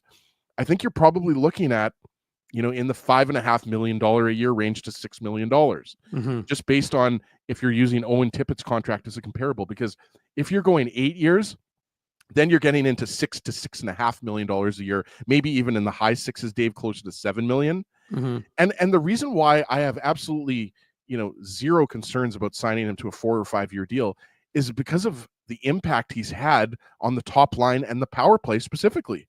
Yeah. I mean, Gabe Vilardi has turned into one of the more dangerous players in the entire league on the power play. And I have no problem saying that because the Jets have the second best power play in the NHL. Or last time I checked, they have the second best power play in the NHL, right? The Devils, I think, are still number one. Regardless, no, I actually think the Jets overtook. Are they number one? I think. Okay, so let's go. Let's go with number one. Took it back actually, but I'll look it up while you're talking. Okay, so regardless, they're number one or number two, right? So they've got a top 2 power play, and Gabe Vilardi. And this was broken down by our friends Connor Hrabchak and Liz Hood on the Winnipeg Sports Talk Deep Dive. Yeah, the fact that Gabe Vilardi, with his size, what he's able to do, the net front presence, what he's able to do with those hands, whether he's around the goal line, whether he's in the bumper position, he's got a great shot. So I just think that Gabe Vilardi, based on what we've seen this year, I think, and the fact that he's such a nice complementary piece to Kyle Connor and Mark Scheifele, and the fact that he's been able to stay healthy, I think is reason enough for me to give him a 4 or 5 year contract. Now, if the Jets, if Chevy decides that he wants to sign Vilardi to an 8-year contract, I think that would be fantastic, and I have no problems with that. I think the only concern would be that in the past he's had some injury problems. It hasn't been a problem this year. So it'll be really interesting to see going forward, what happens here, because I think that there's a lot of mutual interest between the player and the club to get something done. Obviously, we're not saying that a contract is imminent, but I think that, breaking news. Well, yeah, exactly. But I mean, put it this way, Dave, I think if we were to, go back to the beginning of the season and what everyone's expectations were for Vilardi, I think that, he has definitely at least matched and perhaps exceeded those expectations. So I think, and this is a very important contract for the Jets, right? Like, we talk about often, what's coming down, what's in the pipeline. Well, We see Braden Yager, captain for Team Canada. He's obviously a guy who's going to be in the Jets lineup sooner rather than later. Not this year, but in the next few years, he's going to be in the lineup, right? You've got guys like Brad Lambert, Nikita Chibrikov, Colby Barlow, right? Like these are the guys that are going to be playing for the Jets. And we can get down to the Kevin Hees and the Kieran Waltons and everything like that. Mm-hmm. But right now, Gabriel Vilardi has established himself as a legitimate, bona fide first-line right winger who can play on your top power play unit, and not just play on your top power play unit, be a dangerous weapon on your top power play unit. So I think, if you want to go back even further to when the Jets acquired him in the Pierre-Luc Dubois trade, Dave, I think he's exceeded everyone's expectations of him. I really do. He's on pace for, what is he on pace for, 70 or 75 points this year? Yep. Some people, talk about his, lack of foot speed or, sometimes defensively, there's more to be desired. I can hear that. But I still think that overall, he's a guy that you want to lock up to at least 4 or 5 years. Yeah, I think you make a good point, Ez, and I think that it all factors in, right? I mean, it's about a player's desire to be in this location. I mean, the Jets have given him a phenomenal opportunity, right? When the LA Kings really didn't, and he talked about playing under Todd McClellan, who, of course, we should mention got a new gig coaching the Detroit Red Wings after they made a coaching change. But this is a player who has been given a lot. He's been given a lot of opportunity here in Winnipeg to play healthy, but to play a top role. And, while there's been calls to break up that top six, or mix up the top six a little bit more, we've seen what, especially Vilardi, Scheifele, and Connor. Did you see what they did against Toronto? I don't think. Yeah. Well, I don't mean like recently. I just mean like there were, earlier. And now you've got those guys really humming along and playing, a contribution hockey almost every single night and every single game. And like you said, it's not just at 5-on-5. It's also, of course, on the power play. And he's a big factor to why they have. And I fact checked it and I was right. It is the number one power play. And you're right. The Devils and the Jets have been flip flopping. Yes, I was going to say, right? we're talking like it's 32.1%, which is a ridiculous number for the Jets, and 31.2% for the New Jersey Devils. And then the next closest team is the Tampa Bay Lightning at 27%. So the Jets and Devils, you're right, Ezzy. It's like you score one, if you get one, they don't, then it'll flip flop. But at the end of the day, it is a great discussion, because you do wonder to me, what makes kind of a lot of sense, because you do worry long-term, how's his body going to hold up? And, Brent Bellamy, one of the commenters, of course, architect here in Winnipeg. I don't know why I mentioned that he's an architect, but as he usually does, as he usually throws in some of his architecture references. Shout out to number 10 architecture. That's who Brent works for. Yeah. Yeah. But what I was going to say though, is that the injuries have been a lot of unrelated injuries. They're not like one thing specific that have continually hampered his ability to play. And so, like I said, but at the same time, and I think I put it up from Aaron, is he a kind of player who's going, because he's had a number of things go wrong, will he age faster maybe than traditional? And those are all going to be things that Kevin Cheveldayoff and Larry Simmons and Craig Heisinger, they're all going to have to factor in when they're making their determination as to what type of contract they want to offer him. But I do think it's food for thought, along with Dylan Samberg, that these are things you have to really consider, because, this is a guy, and I saw it in the comment, I think from, I don't remember who said it, but this is the guy you got for Patrik Laine. And I know the Kings have moved on, and there's been, Patrik Laine has been traded a bunch of times from Columbus. Now he's in Montreal, not making any friends in Columbus, I will say, but that element of it has moved forward and moved on. But from a Jets perspective, Patrik Laine was your second overall pick. It's the highest pick you've ever made in the 2.0 era. And so, do you want to be able to retain that and in a significant way and be able to still get some usage out of such a high pick? Well, don't you also have to factor who else the Jets have on right wing? Yes, right? That is for sure. And the uncertainty with, Nikolaj Ehlers, right? Like you have to factor this in as well. Alex Iafallo is a pending unrestricted free agent. He's obviously a guy that can play both the left side and the right side, but I think this is what you have to factor in, right? Like you've got your superstar left winger in Kyle Connor. You've got your superstar center in Mark Scheifele. I think, with this uncertainty surrounding Nick Ehlers, and we already talked about it. We talked about it with Murat. We've talked about it many times. we all want the Jets to sign Ehlers, but life isn't about what you want, right? There's a reality. Even though the salary cap is going to be going up, Dave, we just don't know. I mean, Murat knows more than just about anybody when it comes to the Winnipeg Jets, right? Like whether you're talking about with the Free Press, Mike McIntyre, Kenny Weeb, Murat, like these guys are dialed in with the team more than anybody. And he said himself, really, he doesn't know, right? Like Ehlers could be signed or he could be traded for a center. He could be traded for a defenseman, right? So with the uncertainty surrounding Ehlers and some other UFAs, I mean, obviously, when you're talking about guys like Alex Iafallo and Mason Appleton's the right winger on the third line. Mason Appleton is a third line guy. He's a third line, fourth line guy, right? So obviously, whether he comes back or not, we're not talking about a big amount of money, right? Like Appleton's going to be a guy that, you know, maybe he's having a good year. I'm not taking anything away from Appleton. No, for sure. You know, the pride of Wisconsin. He's having a good year. But when you're talking about Gabe Vilardi, you're talking about a guy who right now is on pace for 70 or 75 points. And this is a guy who's only 25 years old. So there's a lot of good hockey to come for Gabe Vilardi. So it's going to be really interesting to see, you know, what kind of contract he signs. And we had the comment up earlier, you know, people talking about, you know, Vilardi and whether he likes playing in Winnipeg. I mean, you watch Vilardi scoring goals on the power play. I mean, looks like to me he's having a good time. So, I mean, obviously I haven't talked to him personally, Dave, about, you know, how much he loves Assiniboine Park and the Forks and the Human Rights Museum. Like I haven't talked to him about how much he likes playing and living in the city, but, you know, all indications are that, you know, he does like playing here. So I know maybe we are looking at, you know, a longer term contract, even if that means maybe 6 years as opposed to, you know, a 4 or 5 year deal. But I think he's an integral piece of the Jets' future. Like I said, the Jets have some nice prospects coming through with Brad Lambert, Chibrikov, Braden Yager, Colby Barlow, but these guys aren't going to have the same type of impact that Gabe Vilardi's having right now. Like you've seen 20, 21, 22. Exactly. Right? So you're seeing Lambert and Chibrikov, and obviously I think Lambert played pretty well. I think I would say that Chibrikov was more impressive than Lambert was playing in that top 6 role. Yeah. So I absolutely am penciling in Chibrikov into the Jets top 12 next year, Dave, like, you know, all things being equal. But I mean, you're not expecting Chibrikov to put up the type of numbers that Gabe Vilardi's putting up right now. You're not expecting Brad Lambert. I don't know. I think Chibrikov scores pretty much every game, so I wouldn't slag him just yet. I know. No, you're right. You're right. I mean, I'm a big fan of Chibi. You know that, Dave.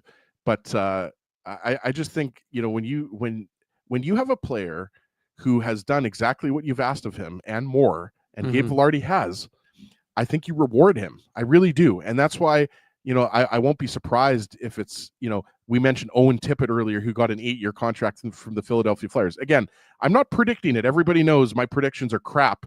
So I'm not going to go out on a limb and say that the Jets are going to sign him. I'm just saying I won't be surprised if the Jets sign him to an 8-year deal. But I am with Murat. I'm expecting it most likely to kind of be in the 5-year range. Yeah, I agree. I would. My early conjecture will be, or speculation will be, 5 to 6 years for when those two sides come together and sign a deal. Of course, when they do, we'll have it for you covered on illegalcurve.com or here on either the Illegal Curve Hockey Show or the Illegal Curve Postgame Show, both of which you're getting today on this Super Saturday. We are talking Jets. We're talking Senators. We're going to have Ross Levitan join us after the break. So we're going to head to commercial sponsor, and then we're going to spend some time talking about those red hot Ottawa Senators with Ross Levitan of 680 CJOB and Global News. We want to thank you for not betting with Play Now and choosing our illegal gambling site instead. Because we couldn't afford things like this without your money. So much of your money. Now you might have questions like, Do our profits benefit your community? No. Or bet with Play Now, Manitoba's local legal and secure gambling site. Dining, entertainment, parking, and convenience, all in one spot. City Place is located in the heart of downtown Winnipeg, attached to the Canada Life Centre. Whether you're working, living, or out for a night in the downtown, make City Place your go-to destination before or after the fun finds you. Lunchtime, game time, anytime, visit City Place at 333 St. Mary Avenue, next to Canada Life Centre. Holt Dental, the new official dentist of Illegal Curve, has a philosophy rooted in 2 unyielding principles: genuinely caring about patients and providing outstanding service. Being a patient of Holt Dental means more than just checkups and treatments. It's taking the time to listen and talk to each patient so they can achieve the best long-term health, functionality, and aesthetics for their teeth, mouth, and gums. Conveniently located at Grant Park Festival on Taylor Avenue, Holt Dental is dentistry of the highest quality in a comfortable and relaxed environment. For more information, visit holtdental.ca. Oh, and there's plenty of free parking at the front door, too. Celebrating its 40th year as Winnipeg's home for stand-up comedy, Rumors Restaurant and Comedy Club has recently been named Canada's top comedy club and a top 5 comedy club in North America. From birthday parties to date nights to fundraisers and everything in between, Rumors is your destination for the best and most affordable live entertainment Winnipeg has to offer. For more information on upcoming shows, Rumors' incredible promotions, and to purchase tickets, visit rumorscomedyclub.com. So you're a pizza person, you married a wing person, but somehow your kids are salad people. You can't pick your fam, but you can pick your BP meal deal. Starting from $18.99 for takeout or delivery at bostonpizza.com. Welcome back to the Illegal Curve Hockey Show. Dave Minuk, Ezzy Ginsberg. We're commercial free as for the rest of this broadcast. We're going to bring in our friend, Ross Levitan. Just your friend, not good friend? Well, he's a good friend. He's a friend. You know, I didn't see him in Hawaii this year like last year. So, I mean, it's a little different, but wow, must be nice, guys. He has different priorities this year because he's got a new bundle of joy that he's got to look after. Yeah, fellas, great to be back with you. One Anthem game Saturday night, like nothing better than that, eh? Yeah, absolutely. There's nothing better than Canada Life on a Saturday night. Should be a sold-out game against the Ottawa Senators. You know, Ross, usually we reference you as 680 CJOB's Ross Levitan, or more recently, we're seeing you on Global News up on the big screen on the TV. A little scary, hey boys? No, I felt like a proud dad watching you on Global News. I was just thinking to myself, how is Ross even more handsome? And just wondering, how the amount of handsomeness on my screen. But anyways, you're doing an awesome job on Global. I thought Ross. I did okay, and then a thing of makeup showed up at my desk day 2. I said, uh-oh. That's amazing. Well, but you're also with the Locked On Senators podcast, and you also cover all things Ottawa, of course, having hailed from that region. You're now living in Winnipeg. But, you know, Ross, and I'm not going to say that and congratulations. Of course, you welcome a new member of the family to the Locked On Senators crew. And the Senators have gone on a run. I believe I saw you tweet that since you added that new member of the fam. But from your perspective, and I know we're going to get into the goaltending that's going on with them and everything else, but what has kind of got things turned around that I think I saw Bruce Garriock mention it, that this is the first time since 16-17 the Senators are in a playoff spot either this late in the season or at Christmas time. Oh yeah, well, it was this late in the season in early December when they jumped back into that. Like it's been a complete grind through Novembers of years past. That's really been the Sens' undoing, and they were below 500 again in November this year. So it took that big turnaround that started the day my daughter was born. They're 10-3-1 since, and they were 0-4-1 in the weeks leading up to that. They were just really struggling to get anything done. The thing is, though, in those games, the underlying numbers were showing that this was a better team than the results would show. There's a little bit of fragility, I would say, about the way the team played down certain games. When things would get tight, they'd fold. They've been able to flip the script on that. They've got 3 overtime wins over the last 10 games, with wins over Pittsburgh, Calgary, and Vancouver in extra time. So they're learning how to play in these high intensity games where one mistake can cost it either way. So that's been the biggest turnaround. Like you look at it, and over this 10-3-1 streak, they're 8-2 in their last 10. But since November 25th, the Senators' top scorer is 31st in the National Hockey League. It's not like in Winnipeg where Kyle Connor's top 5, where you have an offensive juggernaut carrying you in certain areas. they're getting contributions from all throughout their lineup. They got 5 points in their last 9 games from Nick Cousins in a bottom 6 role. They're finding different ways to win games, but it all really comes down to Linus Ullmark. We know in this market that Connor Hellebuck can win games by himself, and Linus Ullmark was doing just that. It's unfortunate, went down with what we hope is a minor injury in the game against Edmonton, but he's 8-0-1 in his last 9 starts. Like he's been doing it all in the crease for Ottawa. So that's the number one reason why things have turned around in the nation's capital. Ross, is it confirmed yet if Matt Sogard is getting the start? Because I was following Bruce Garriock and Tim Baines, and I was seeing that they were leaning towards Matt Sogard. So do we know yet? And a second part of that question, I guess, how would you assess his play, this year? Because, he's a guy people will see the name Matt Sogard, former 2nd-round pick of the Sens, but Dave will know this. He covers the AHL as much as anybody. He had a good season last year for Belleville.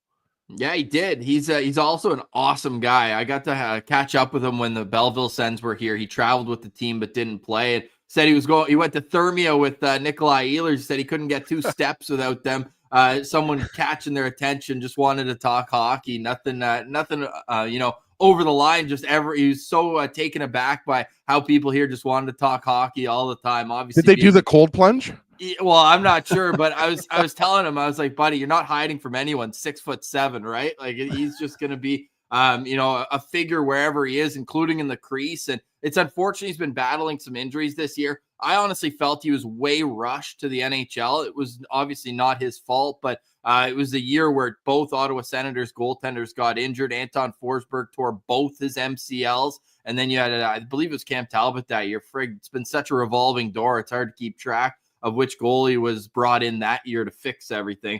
But Matt Sogard ended up playing 22 games that year. And there were some where he looked fine and others where he's getting beat over the shoulders. And as a 6'7" guy, it's tough to really kind of come to grips with, although did happen to Ben Bishop back in the day too. He turned out okay. But I just think it's about consistency for Matt Sogard. And according to TSN 1200 this morning, good Winnipeg boy, Dean Brown, who's the play-by-play voice, he's running that account. And looks like Sogard is in the starters end. I would have been cool with either way. Levi Marilainen's played decent in his couple NHL games this year. Funny enough, he was the draft pick that Ottawa got back for Dylan DeMello in that trade years ago. So they used that on Marilainen. And one of those moments too, I know you guys know this at the draft, where all the analysts are like, yeah, never heard of him. No idea who he is. So we were curious about Marilainen. He's a good goalie, though. He led the league in Finland in shutouts 2 years ago, then came over and has been playing in Belleville. But for Mads, if you're going to the game tonight, you're going to know in the first 5 minutes whether he's going to be on his game or whether it's going to be a long night or a short one if he doesn't even make it through the first period. And Russ, got to ask you about Claude Giroux. I mean, he's such a it seems like well-liked veteran, and he wanted to be there. He's 4th in team scoring. What kind of impact is he having on a relatively young Senators roster? I love Claude Giroux. Just the competitiveness that he brings to the game is what catches your attention right away. First in the league in faceoff percentage, first in the league in shorthanded faceoff percentage. I think he snapped back like 18 of his last 21 draws while they're on the kill. And that's been a huge other part of the turnaround here is their penalty kill. I think it's 15 for its last 16, if I'm not mistaken. But they've really kind of turned things around from being middling to start the year. And he's a huge part of that. Now, with him, even at his MVP-like caliber earlier in his career, he was never the fastest guy, always a very cerebral player. He honestly, we call him like a poor man's Alfie in Ottawa. Like, he's got a lot of the same characteristics that Daniel Alfredson has with the competitiveness. He also loves to stop up when he gets into the zone and kind of scan and look for the right play. The one thing about Claude Giroux, and it's perfectly fine if you add speed on the other wing, but right now they're trying to figure out how to utilize him and Tim Stutzle together. Stutzle plays center, like only center during the game, but he takes like 2 faceoffs a game. He's like one of the worst faceoff guys in the National Hockey League. So they have Claude Giroux playing right wing, but he takes all of his faceoffs for him. That to say, Stutzle's the most dynamic player, the fastest player on the team. And when they have Giroux on one wing, and then they've used a lot Adam Gaudette, who's one of the great stories in the league, 13 goals making league minimum, thought he was going to start in Belleville, but now it's going to be Brady Tkachuk tonight. Also, great player, but not the fastest guy.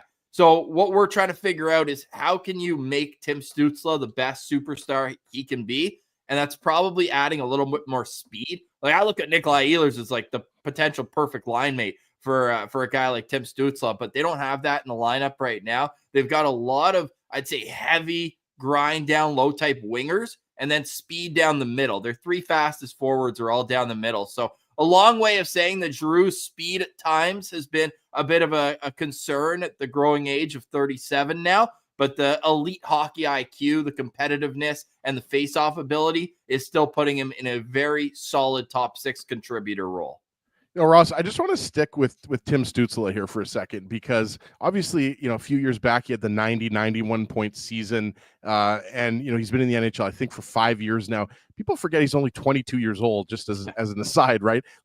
And I think you'd agree with this. Like, to me, like when I watch him play, this guy looks like a future 110, 120 point guy. Like he's that good. Like, and I'm sure you've got this question, and you guys have talked about this on Locked On Senators. You watch the Senators obviously a lot more than Dave and I do, but like, does he get enough credit for how good he is? Because, often we talk about Kyle Connor being underrated, right? And obviously, Toronto's the center of the universe. So you hear a lot about Mitch Marner and Austin Matthews, but like, does he get enough credit for just how, I think people know he's good, but like, do people really like give him enough credit for just how good he is? Because like I said, I mean, he seems like 100 plus point guy going forward for many years to come.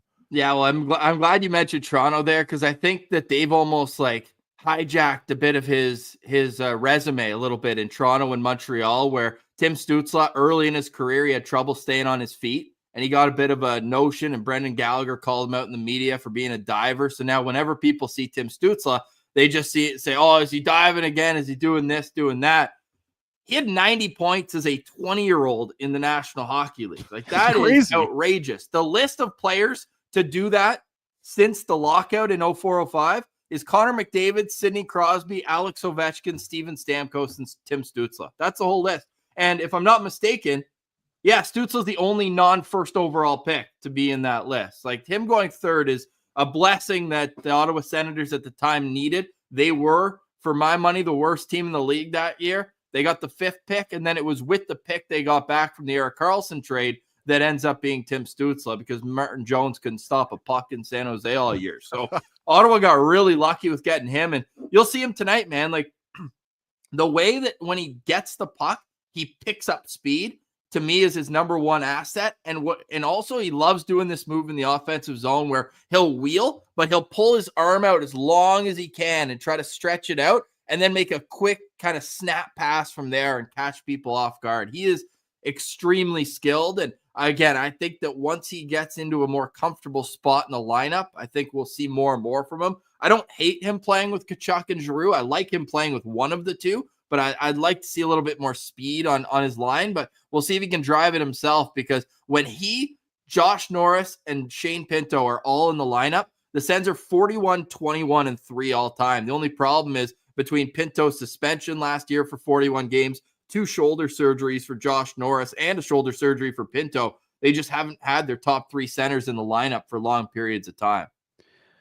Ross, back in 2020, I know that a lot of Jets fans, and I think the team itself, were very interested in a guy named Jake Sanderson from Montana, and there was a lot of interest. Of course, he went 5th overall to the Senators. What's he looking like in his 3rd full season now in the NHL? Because he's again, like I said, a lot of folks around these parts had their eye on him. And I'm just curious to know how his development path has gone with a very, like I said, a young Senators team. Well, how about that being the same draft class, right? You get Stutzle at 3, you get Sanderson at 5, you get Ridley Gregg at 28, you get Tyler Klevin, another North Dakota product, at 44, and Levi Merulainen at 62. Even Cole Reinhardt, former Brandon Wheat King, was the 6th round pick. There's going to be 6 players from the 2020 draft class in Ottawa's lineup tonight. Like, that, to me, it really did push the rebuild in the right direction. And Jake Sanderson, like, look, I got to be nice to a Winnipeg native, but Travis Hamnick will probably tell you, if you gave him some truth serum, he's not a top 4 defenseman on a good NHL team anymore at his age. And that's fine.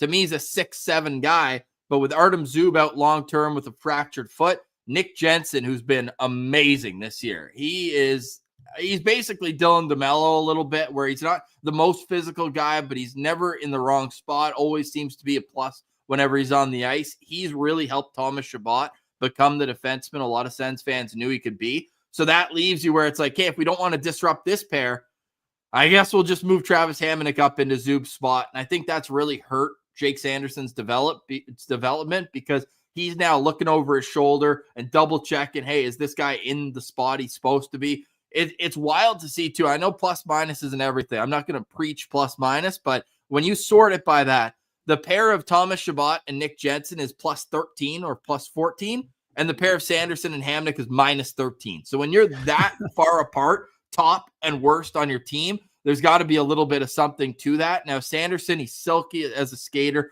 His dad was the same way. If you remember Jeff Sanderson back in the day, he's going to be a star in this league. I just think that right now it's about him kind of learning the trade before the tricks of the trade. Eventually, that'll all come. I see 60-point upside from him. He is still on pace to shatter his career high in points. I think it's only like 34 or 36 so far. I think he's on pace to get about 40 or 45. But we're looking for him to kind of be one of those guys who steps up here in the second half of the season because he's been good, but not great. And obviously a 3-point night last Saturday against Vancouver obviously helped out his offensive numbers too. Ross, I'm almost, as I'm preparing to ask you a question, I'm almost hesitant to ask you about the Brady Tkachuk trade rumors. But I mean, let's be honest, we don't have you on often enough that I can't ask you this question. So I mean, with the whole Brady Tkachuk trade rumors to the New York Rangers, tampering, I wasn't following it closely enough to really know like what that meant in terms of tampering. But the question I wanted to ask you is this something that is even something that in Senators Nation people are still talking about? Like, has the recent 8-2 in the last 2 games, like all of the wins, are people talking about this less? Like, what is your whole take on this? Because like I look at Brady Tkachuk and I'm like, this should be a guy who's a Senator for life, right? Like he's everything you want in a hockey player, in a leader, right? Like what's your whole kind of take on the Brady Tkachuk to New York trade rumors? Well, notice they came out of New York. Nobody in Ottawa even gives that any mind. Brady Tkachuk is not only an amazing player and a guy who wears the C for good reason in Ottawa. If you know anything about what he does off the ice, this guy is the perfect ambassador for Ottawa. He truly loves being in Ottawa. And I get it. Look, his dad wanted out and got out of Canada. His brother got out, wanted out of Canada. I truly believe that with Brady Tkachuk, he believes in legacy and he wants to be a part of what gets the Ottawa Senators back to a franchise that's worth talking about. Like, I think he takes that very personally. He's a lot more, I think, introspective than maybe his sibling, who's very brash and outspoken. I think Brady is the type of guy who any team would want to have, and I think that's where the trade rumors come from, because they're shot down every time right away. Like, and you could tell how frustrated they were when the Sens PR guru Ian Mendez is tweeting out the definition of whopper, which is the word that the writer in the Rangers, it's like a falsehood or a fairy tale. It's in the thesaurus. So I thought that was hilarious. It was like a full-on blitz from the organization, from the owner coming out and defending him. And look at the record since they defended their captain. Like, I just think, and look, I'm not here to talk ill of the dead or anything like that, but the new ownership in Ottawa is such a breath of fresh air that I hear people say like, oh, Brady's not going to be okay with another losing season. He's going to want out. I truly believe that the entire clock reset with the new owner. I truly believe that anything in the past is just seen as 1.0, and now we're on to a new evolution of what things are going to be. They just built a brand new gym for the players. They're investing in the rink, even though they're trying to build a new one. So they're showing like, hey, look, we're trying to build this in the future, but you're going to be here for a couple of years, and we're not going to, nickel and dime it. We're going to make sure that we're putting out a proper NHL product for you guys as a facility. And I think that speaks a lot to the players, the way that he's defending them in the media, the way Steve Stais made changes around his roster this summer, but didn't touch the core. And I think that spoke volumes to his belief in Tim Stutzle, Brady Tkachuk, Josh Norris, Drake Batherson, and to a lesser extent, Shane Pinto. And then on the back end, Chabot and Sanderson as your pillars. And he's like, look, I believe in you guys. And I think that the players now understand that the onus is on them.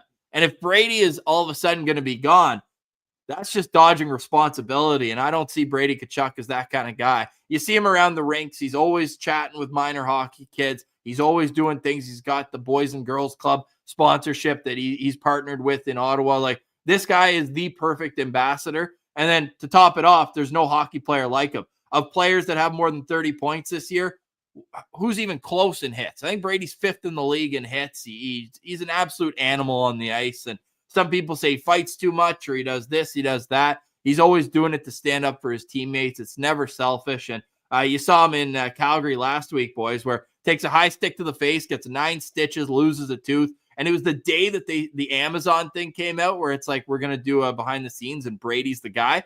I posted on Twitter, I said, the Amazon storyline is him coming back and scoring the game winner. And wouldn't you know it, he does just that. So, yeah, that's a long-winded way, but I'll be wearing my Brady Tkachuk jersey at the game tonight. Like, this guy is all time, and I hope he's a Senator for life.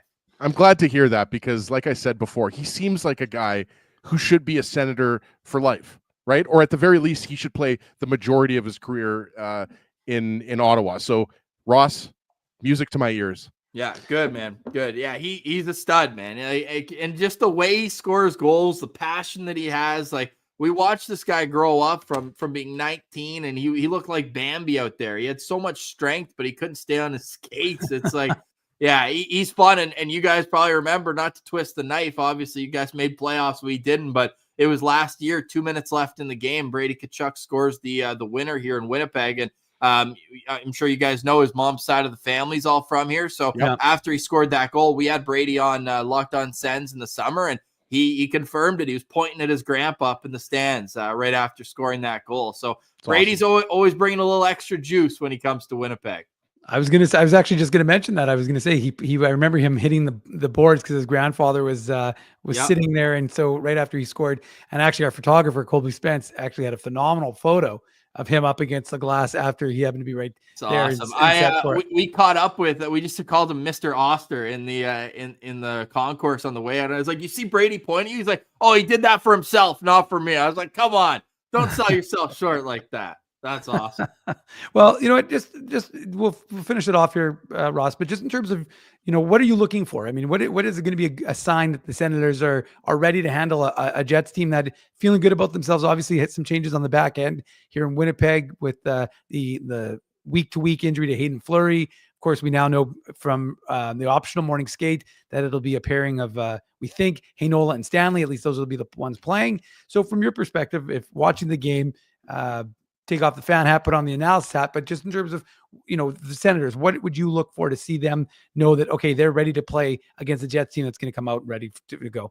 Well, Matt Sogard is first goalie off the ice too, so all signs point towards him getting his first start of the season. He played a game. You guys might remember it from Canadian Thanksgiving. Ottawa beat LA 8-7 in Ottawa. Anton Forsberg got pulled early. I was at that game home for Thanksgiving, and it was just nobody could make a save. Darcy Kemper couldn't make a save. Forsberg couldn't. Sogard couldn't. But, hey, he's 1-0 this year with, I think, a 6.9 goals against and a .630 save percentage. But he's 1-0, baby. So, look, I'm just hoping that he can show up early in this game, allow a little bit of confidence for the rest of the team to get going. It's been a long break for both teams. So the first 10 minutes, I'm curious whether it's going to be one where it's like 2-1 in the first 10 minutes, or if the teams are going to be feeling themselves out, playing a lot of neutral zone time. We'll see about that. I'm going to be looking. The last stat that I want to let everybody know about, because it is wild, because if you just sort NHL.com by power play, you're like, oh, Ottawa's got a really good power play.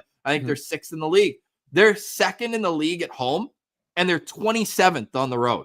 Their road power play just cannot convert for whatever reason. So I think that's something I'm going to be watching for tonight, is if Ottawa's power play can get them a couple goals. I believe that goal we just talked about from Brady was on the power play. Could be wrong, but I think it was. So I'm just looking for the power play and the goaltending, and how Ottawa's going to protect the house in the high danger areas to not allow Matt Sogard to go kind of off the deep end. Because that's kind of what's happened with him, is if he lets in one bad one, all of a sudden it's a second and a third that get by him. He's told us, he's like, I'm all between my ears right now. I really need to, he's working with a sports psychologist. So for him, if he starts feeling good, he can get into a groove and show why he was a second round pick in the NHL. So, hey, it's going to be a good one tonight. I was really hoping for Ullmark versus Hellebuck. I thought that would have been, a class goaltending matchup for a Saturday night hockey night in Canada, but it's always fun. It's once a year that the Sens are in town. So I'll obviously be, green light tonight at the CLC, but always appreciate you boys having me on and really enjoy what you guys do for coverage of Winnipeg sports. So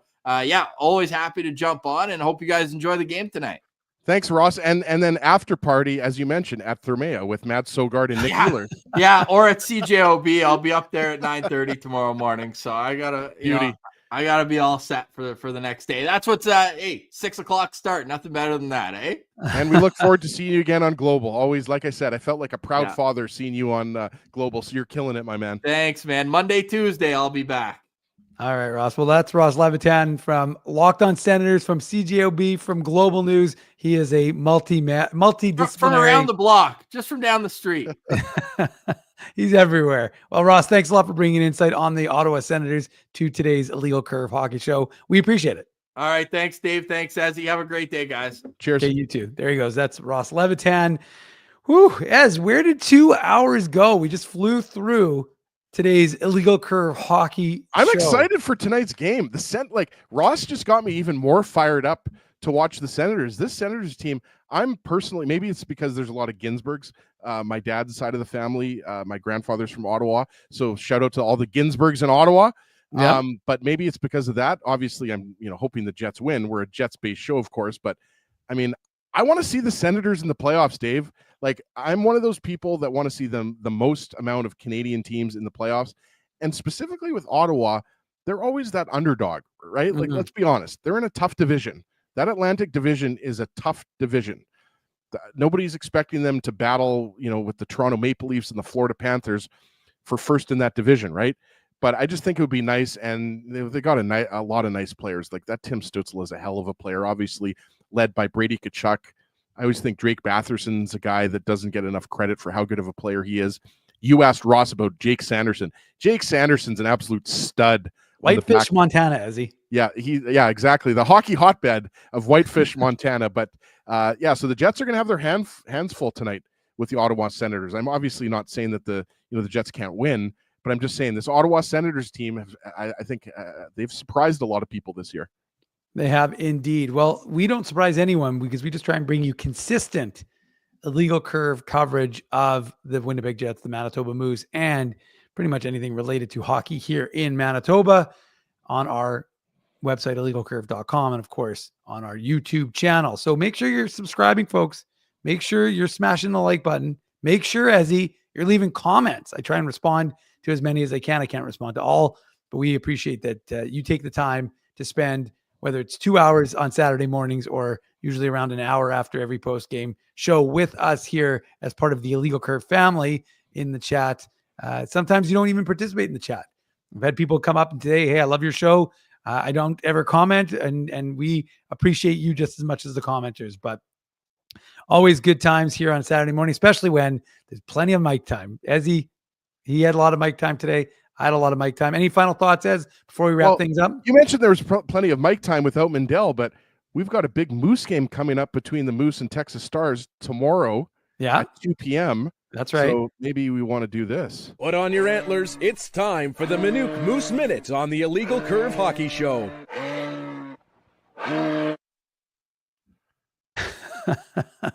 Well, I don't have a ton of Moose news to relay, other than the fact that they're going to be absent one Dylan Coughlin, who's of course up for the next little while with the Winnipeg Jets. We will see actually the Moose practice today. Of course, I can't be at practice because I'm here doing the show, but the Moose at 10:30 this morning were on the ice. So we'll be curious to know, and we'll find out tomorrow, and you'll be there with Hockey Manitoba, you said, and I'll be there in the press box, but we'll find out if Elias Salamonson, who Mark Morrison, the head coach of the Manitoba Moose, told me, the Jets prospect, of course, from 2022, the second rounder, who is that right shot defenseman, who Murat, like I said, was talking about in a Dylan Samberg vein. He's still got some time to grow and learn the North American game, but there's a lot to like from what we've seen. It's just going to take some time for him to develop, of course, but he is a young up and coming guy on the right side. So we'll see if he's going to be available on the to play. But like I said, Mark Morrison, the head coach of the Moose, told me I think it was last week or the week before, that the expectation was he'd be ready to return right after Christmas. So we'll see if that is the case. And like I said, we'll bring that to you on illegalcurve.com. Is Danny Zhilkin any closer to coming back, by the way? He's back. He's back. He is back. Yeah, okay. Yeah, he played his he's already played a couple of games. So I think a couple of games. Oh, KWB petitioning for Drew to take over the hosting duties. $5. That's more generous. Usually Kenny's water bottle just throws us 50 cents. He's throwing around the $5 like it's nobody's business. Well, he didn't need to throw that our way around. We appreciate it, of course. But like I said, the most important thing is for you folks to make sure you're liking these videos. Make sure you're sharing the videos. Share our stuff on Facebook. Go on Mastodon, True Social, Blue Sky. Hold on a second. Is anybody actually on Mastodon? Well, no, but I always mention Mastodon because Ezzy many years ago mentioned that he signed Illegal Curve up for a Mastodon account. And I'm like, what the hell is Mastodon? Dave, I'll be honest. I have no memory of that. I remember everything is. I'm like an elephant, so I don't forget. But the truth is that you did sign us up, I believe. I don't know. I never checked it out. We are, of course, on Blue Sky. I don't think it's taken off, Dave. It has not, but our Blue Sky is taken off. We're doing pretty well on that. I'm pretty sure we're the number one source for Jet stuff on Threads. # no big deal. And of course, we remain on Twitter. So make sure. And Joe, for those listening on the podcast, Joe's on Mastodon, so give him a follow. Joe from Winnipeg. So he's keeping us proud on Mastodon there. And Tico Napoli is asking about Chaz Lucius. Jets fans will be very happy to know the 2021 first rounder. He has been playing consistently. And so there's a lot of joy from that young man that he's back in the lineup and he's playing back-to-back games. He's been on the wing. He reminded me that that's something he did in college. So at the University of Minnesota, so there's a lot of good things that are coming up. I mean, I know the Moose are in tough right now. They're last in the Central, but the truth is they're not that far out of it. And they just need to start to turn it around, get some wins under their belt. Won't be easy with Texas in the building on Sunday. And then, of course, start your New Year's Eve early with an afternoon game. I think it's either a 2 o'clock or 4 o'clock start, but I think it's 2 o'clock. Maybe it's 4 as I'm not entirely certain, on Tuesday, where I will be at the Moose game, of course, and we'll be able to ring in the new year with me and Ezzy on the post-game show. But of course, we got to focus on the Jets and Senators. That's our focus right now. So what we're going to do is we're going to end the show. We're going to thank all of you for joining us on this Saturday morning. We're going to thank our sponsors in a second, and then we're going to remind you to have a great rest of your Saturday, and then you're going to come join Ezzy and I. And I believe Drew, he's most likely, but we're not 100% certain. We might not let him back in because we've done so well without him. But we'll be on after the Jets game and Senators game around 8:40 p.m. for the Illegal Curve post-game show. You might see the clock again tonight because Drew's still in Kentucky. Is he? I thought he was back today. No, he's still there. Who knew? He's back tomorrow. Yeah. Okay, well, there you go. So then we might get Drew and the big clock from Kentucky. But for right now, a big thank you to all the sponsors of Illegal Curve who make the post-game show, the Saturday show, and the aforementioned website a million times, illegalcurve.com. A possibility they are in no particular order: Rumors Restaurant, a Comedy Club, Play Now, Holt Dental, Boston Pizza, City Place, Seagram's. Support these fine businesses because of their continued support of Illegal Curve Hockey. Okay, as that's it for today's show. We went slightly into OT because of the Minuk Moose Minute, but that's okay. We have some time. I'm going to get working on the podcast right now. So folks who didn't get a chance to watch us live, even though you can watch the replay live on our YouTube channel, but I'm going to have the podcast available for download. Make sure, again, like I said, subscribe to us on YouTube, subscribe to us on Google, on iTunes, on Spotify. And we appreciate your support here of our programming. For Dave Minuk, for Ezzy Ginsberg, for Drew Mandel, who's not with us today, but he will potentially be with us tonight. We want to thank everyone for joining us here on today's Illegal Curve Hockey Show. We'll see you tonight around 8:40 p.m. for the Illegal Curve postgame show.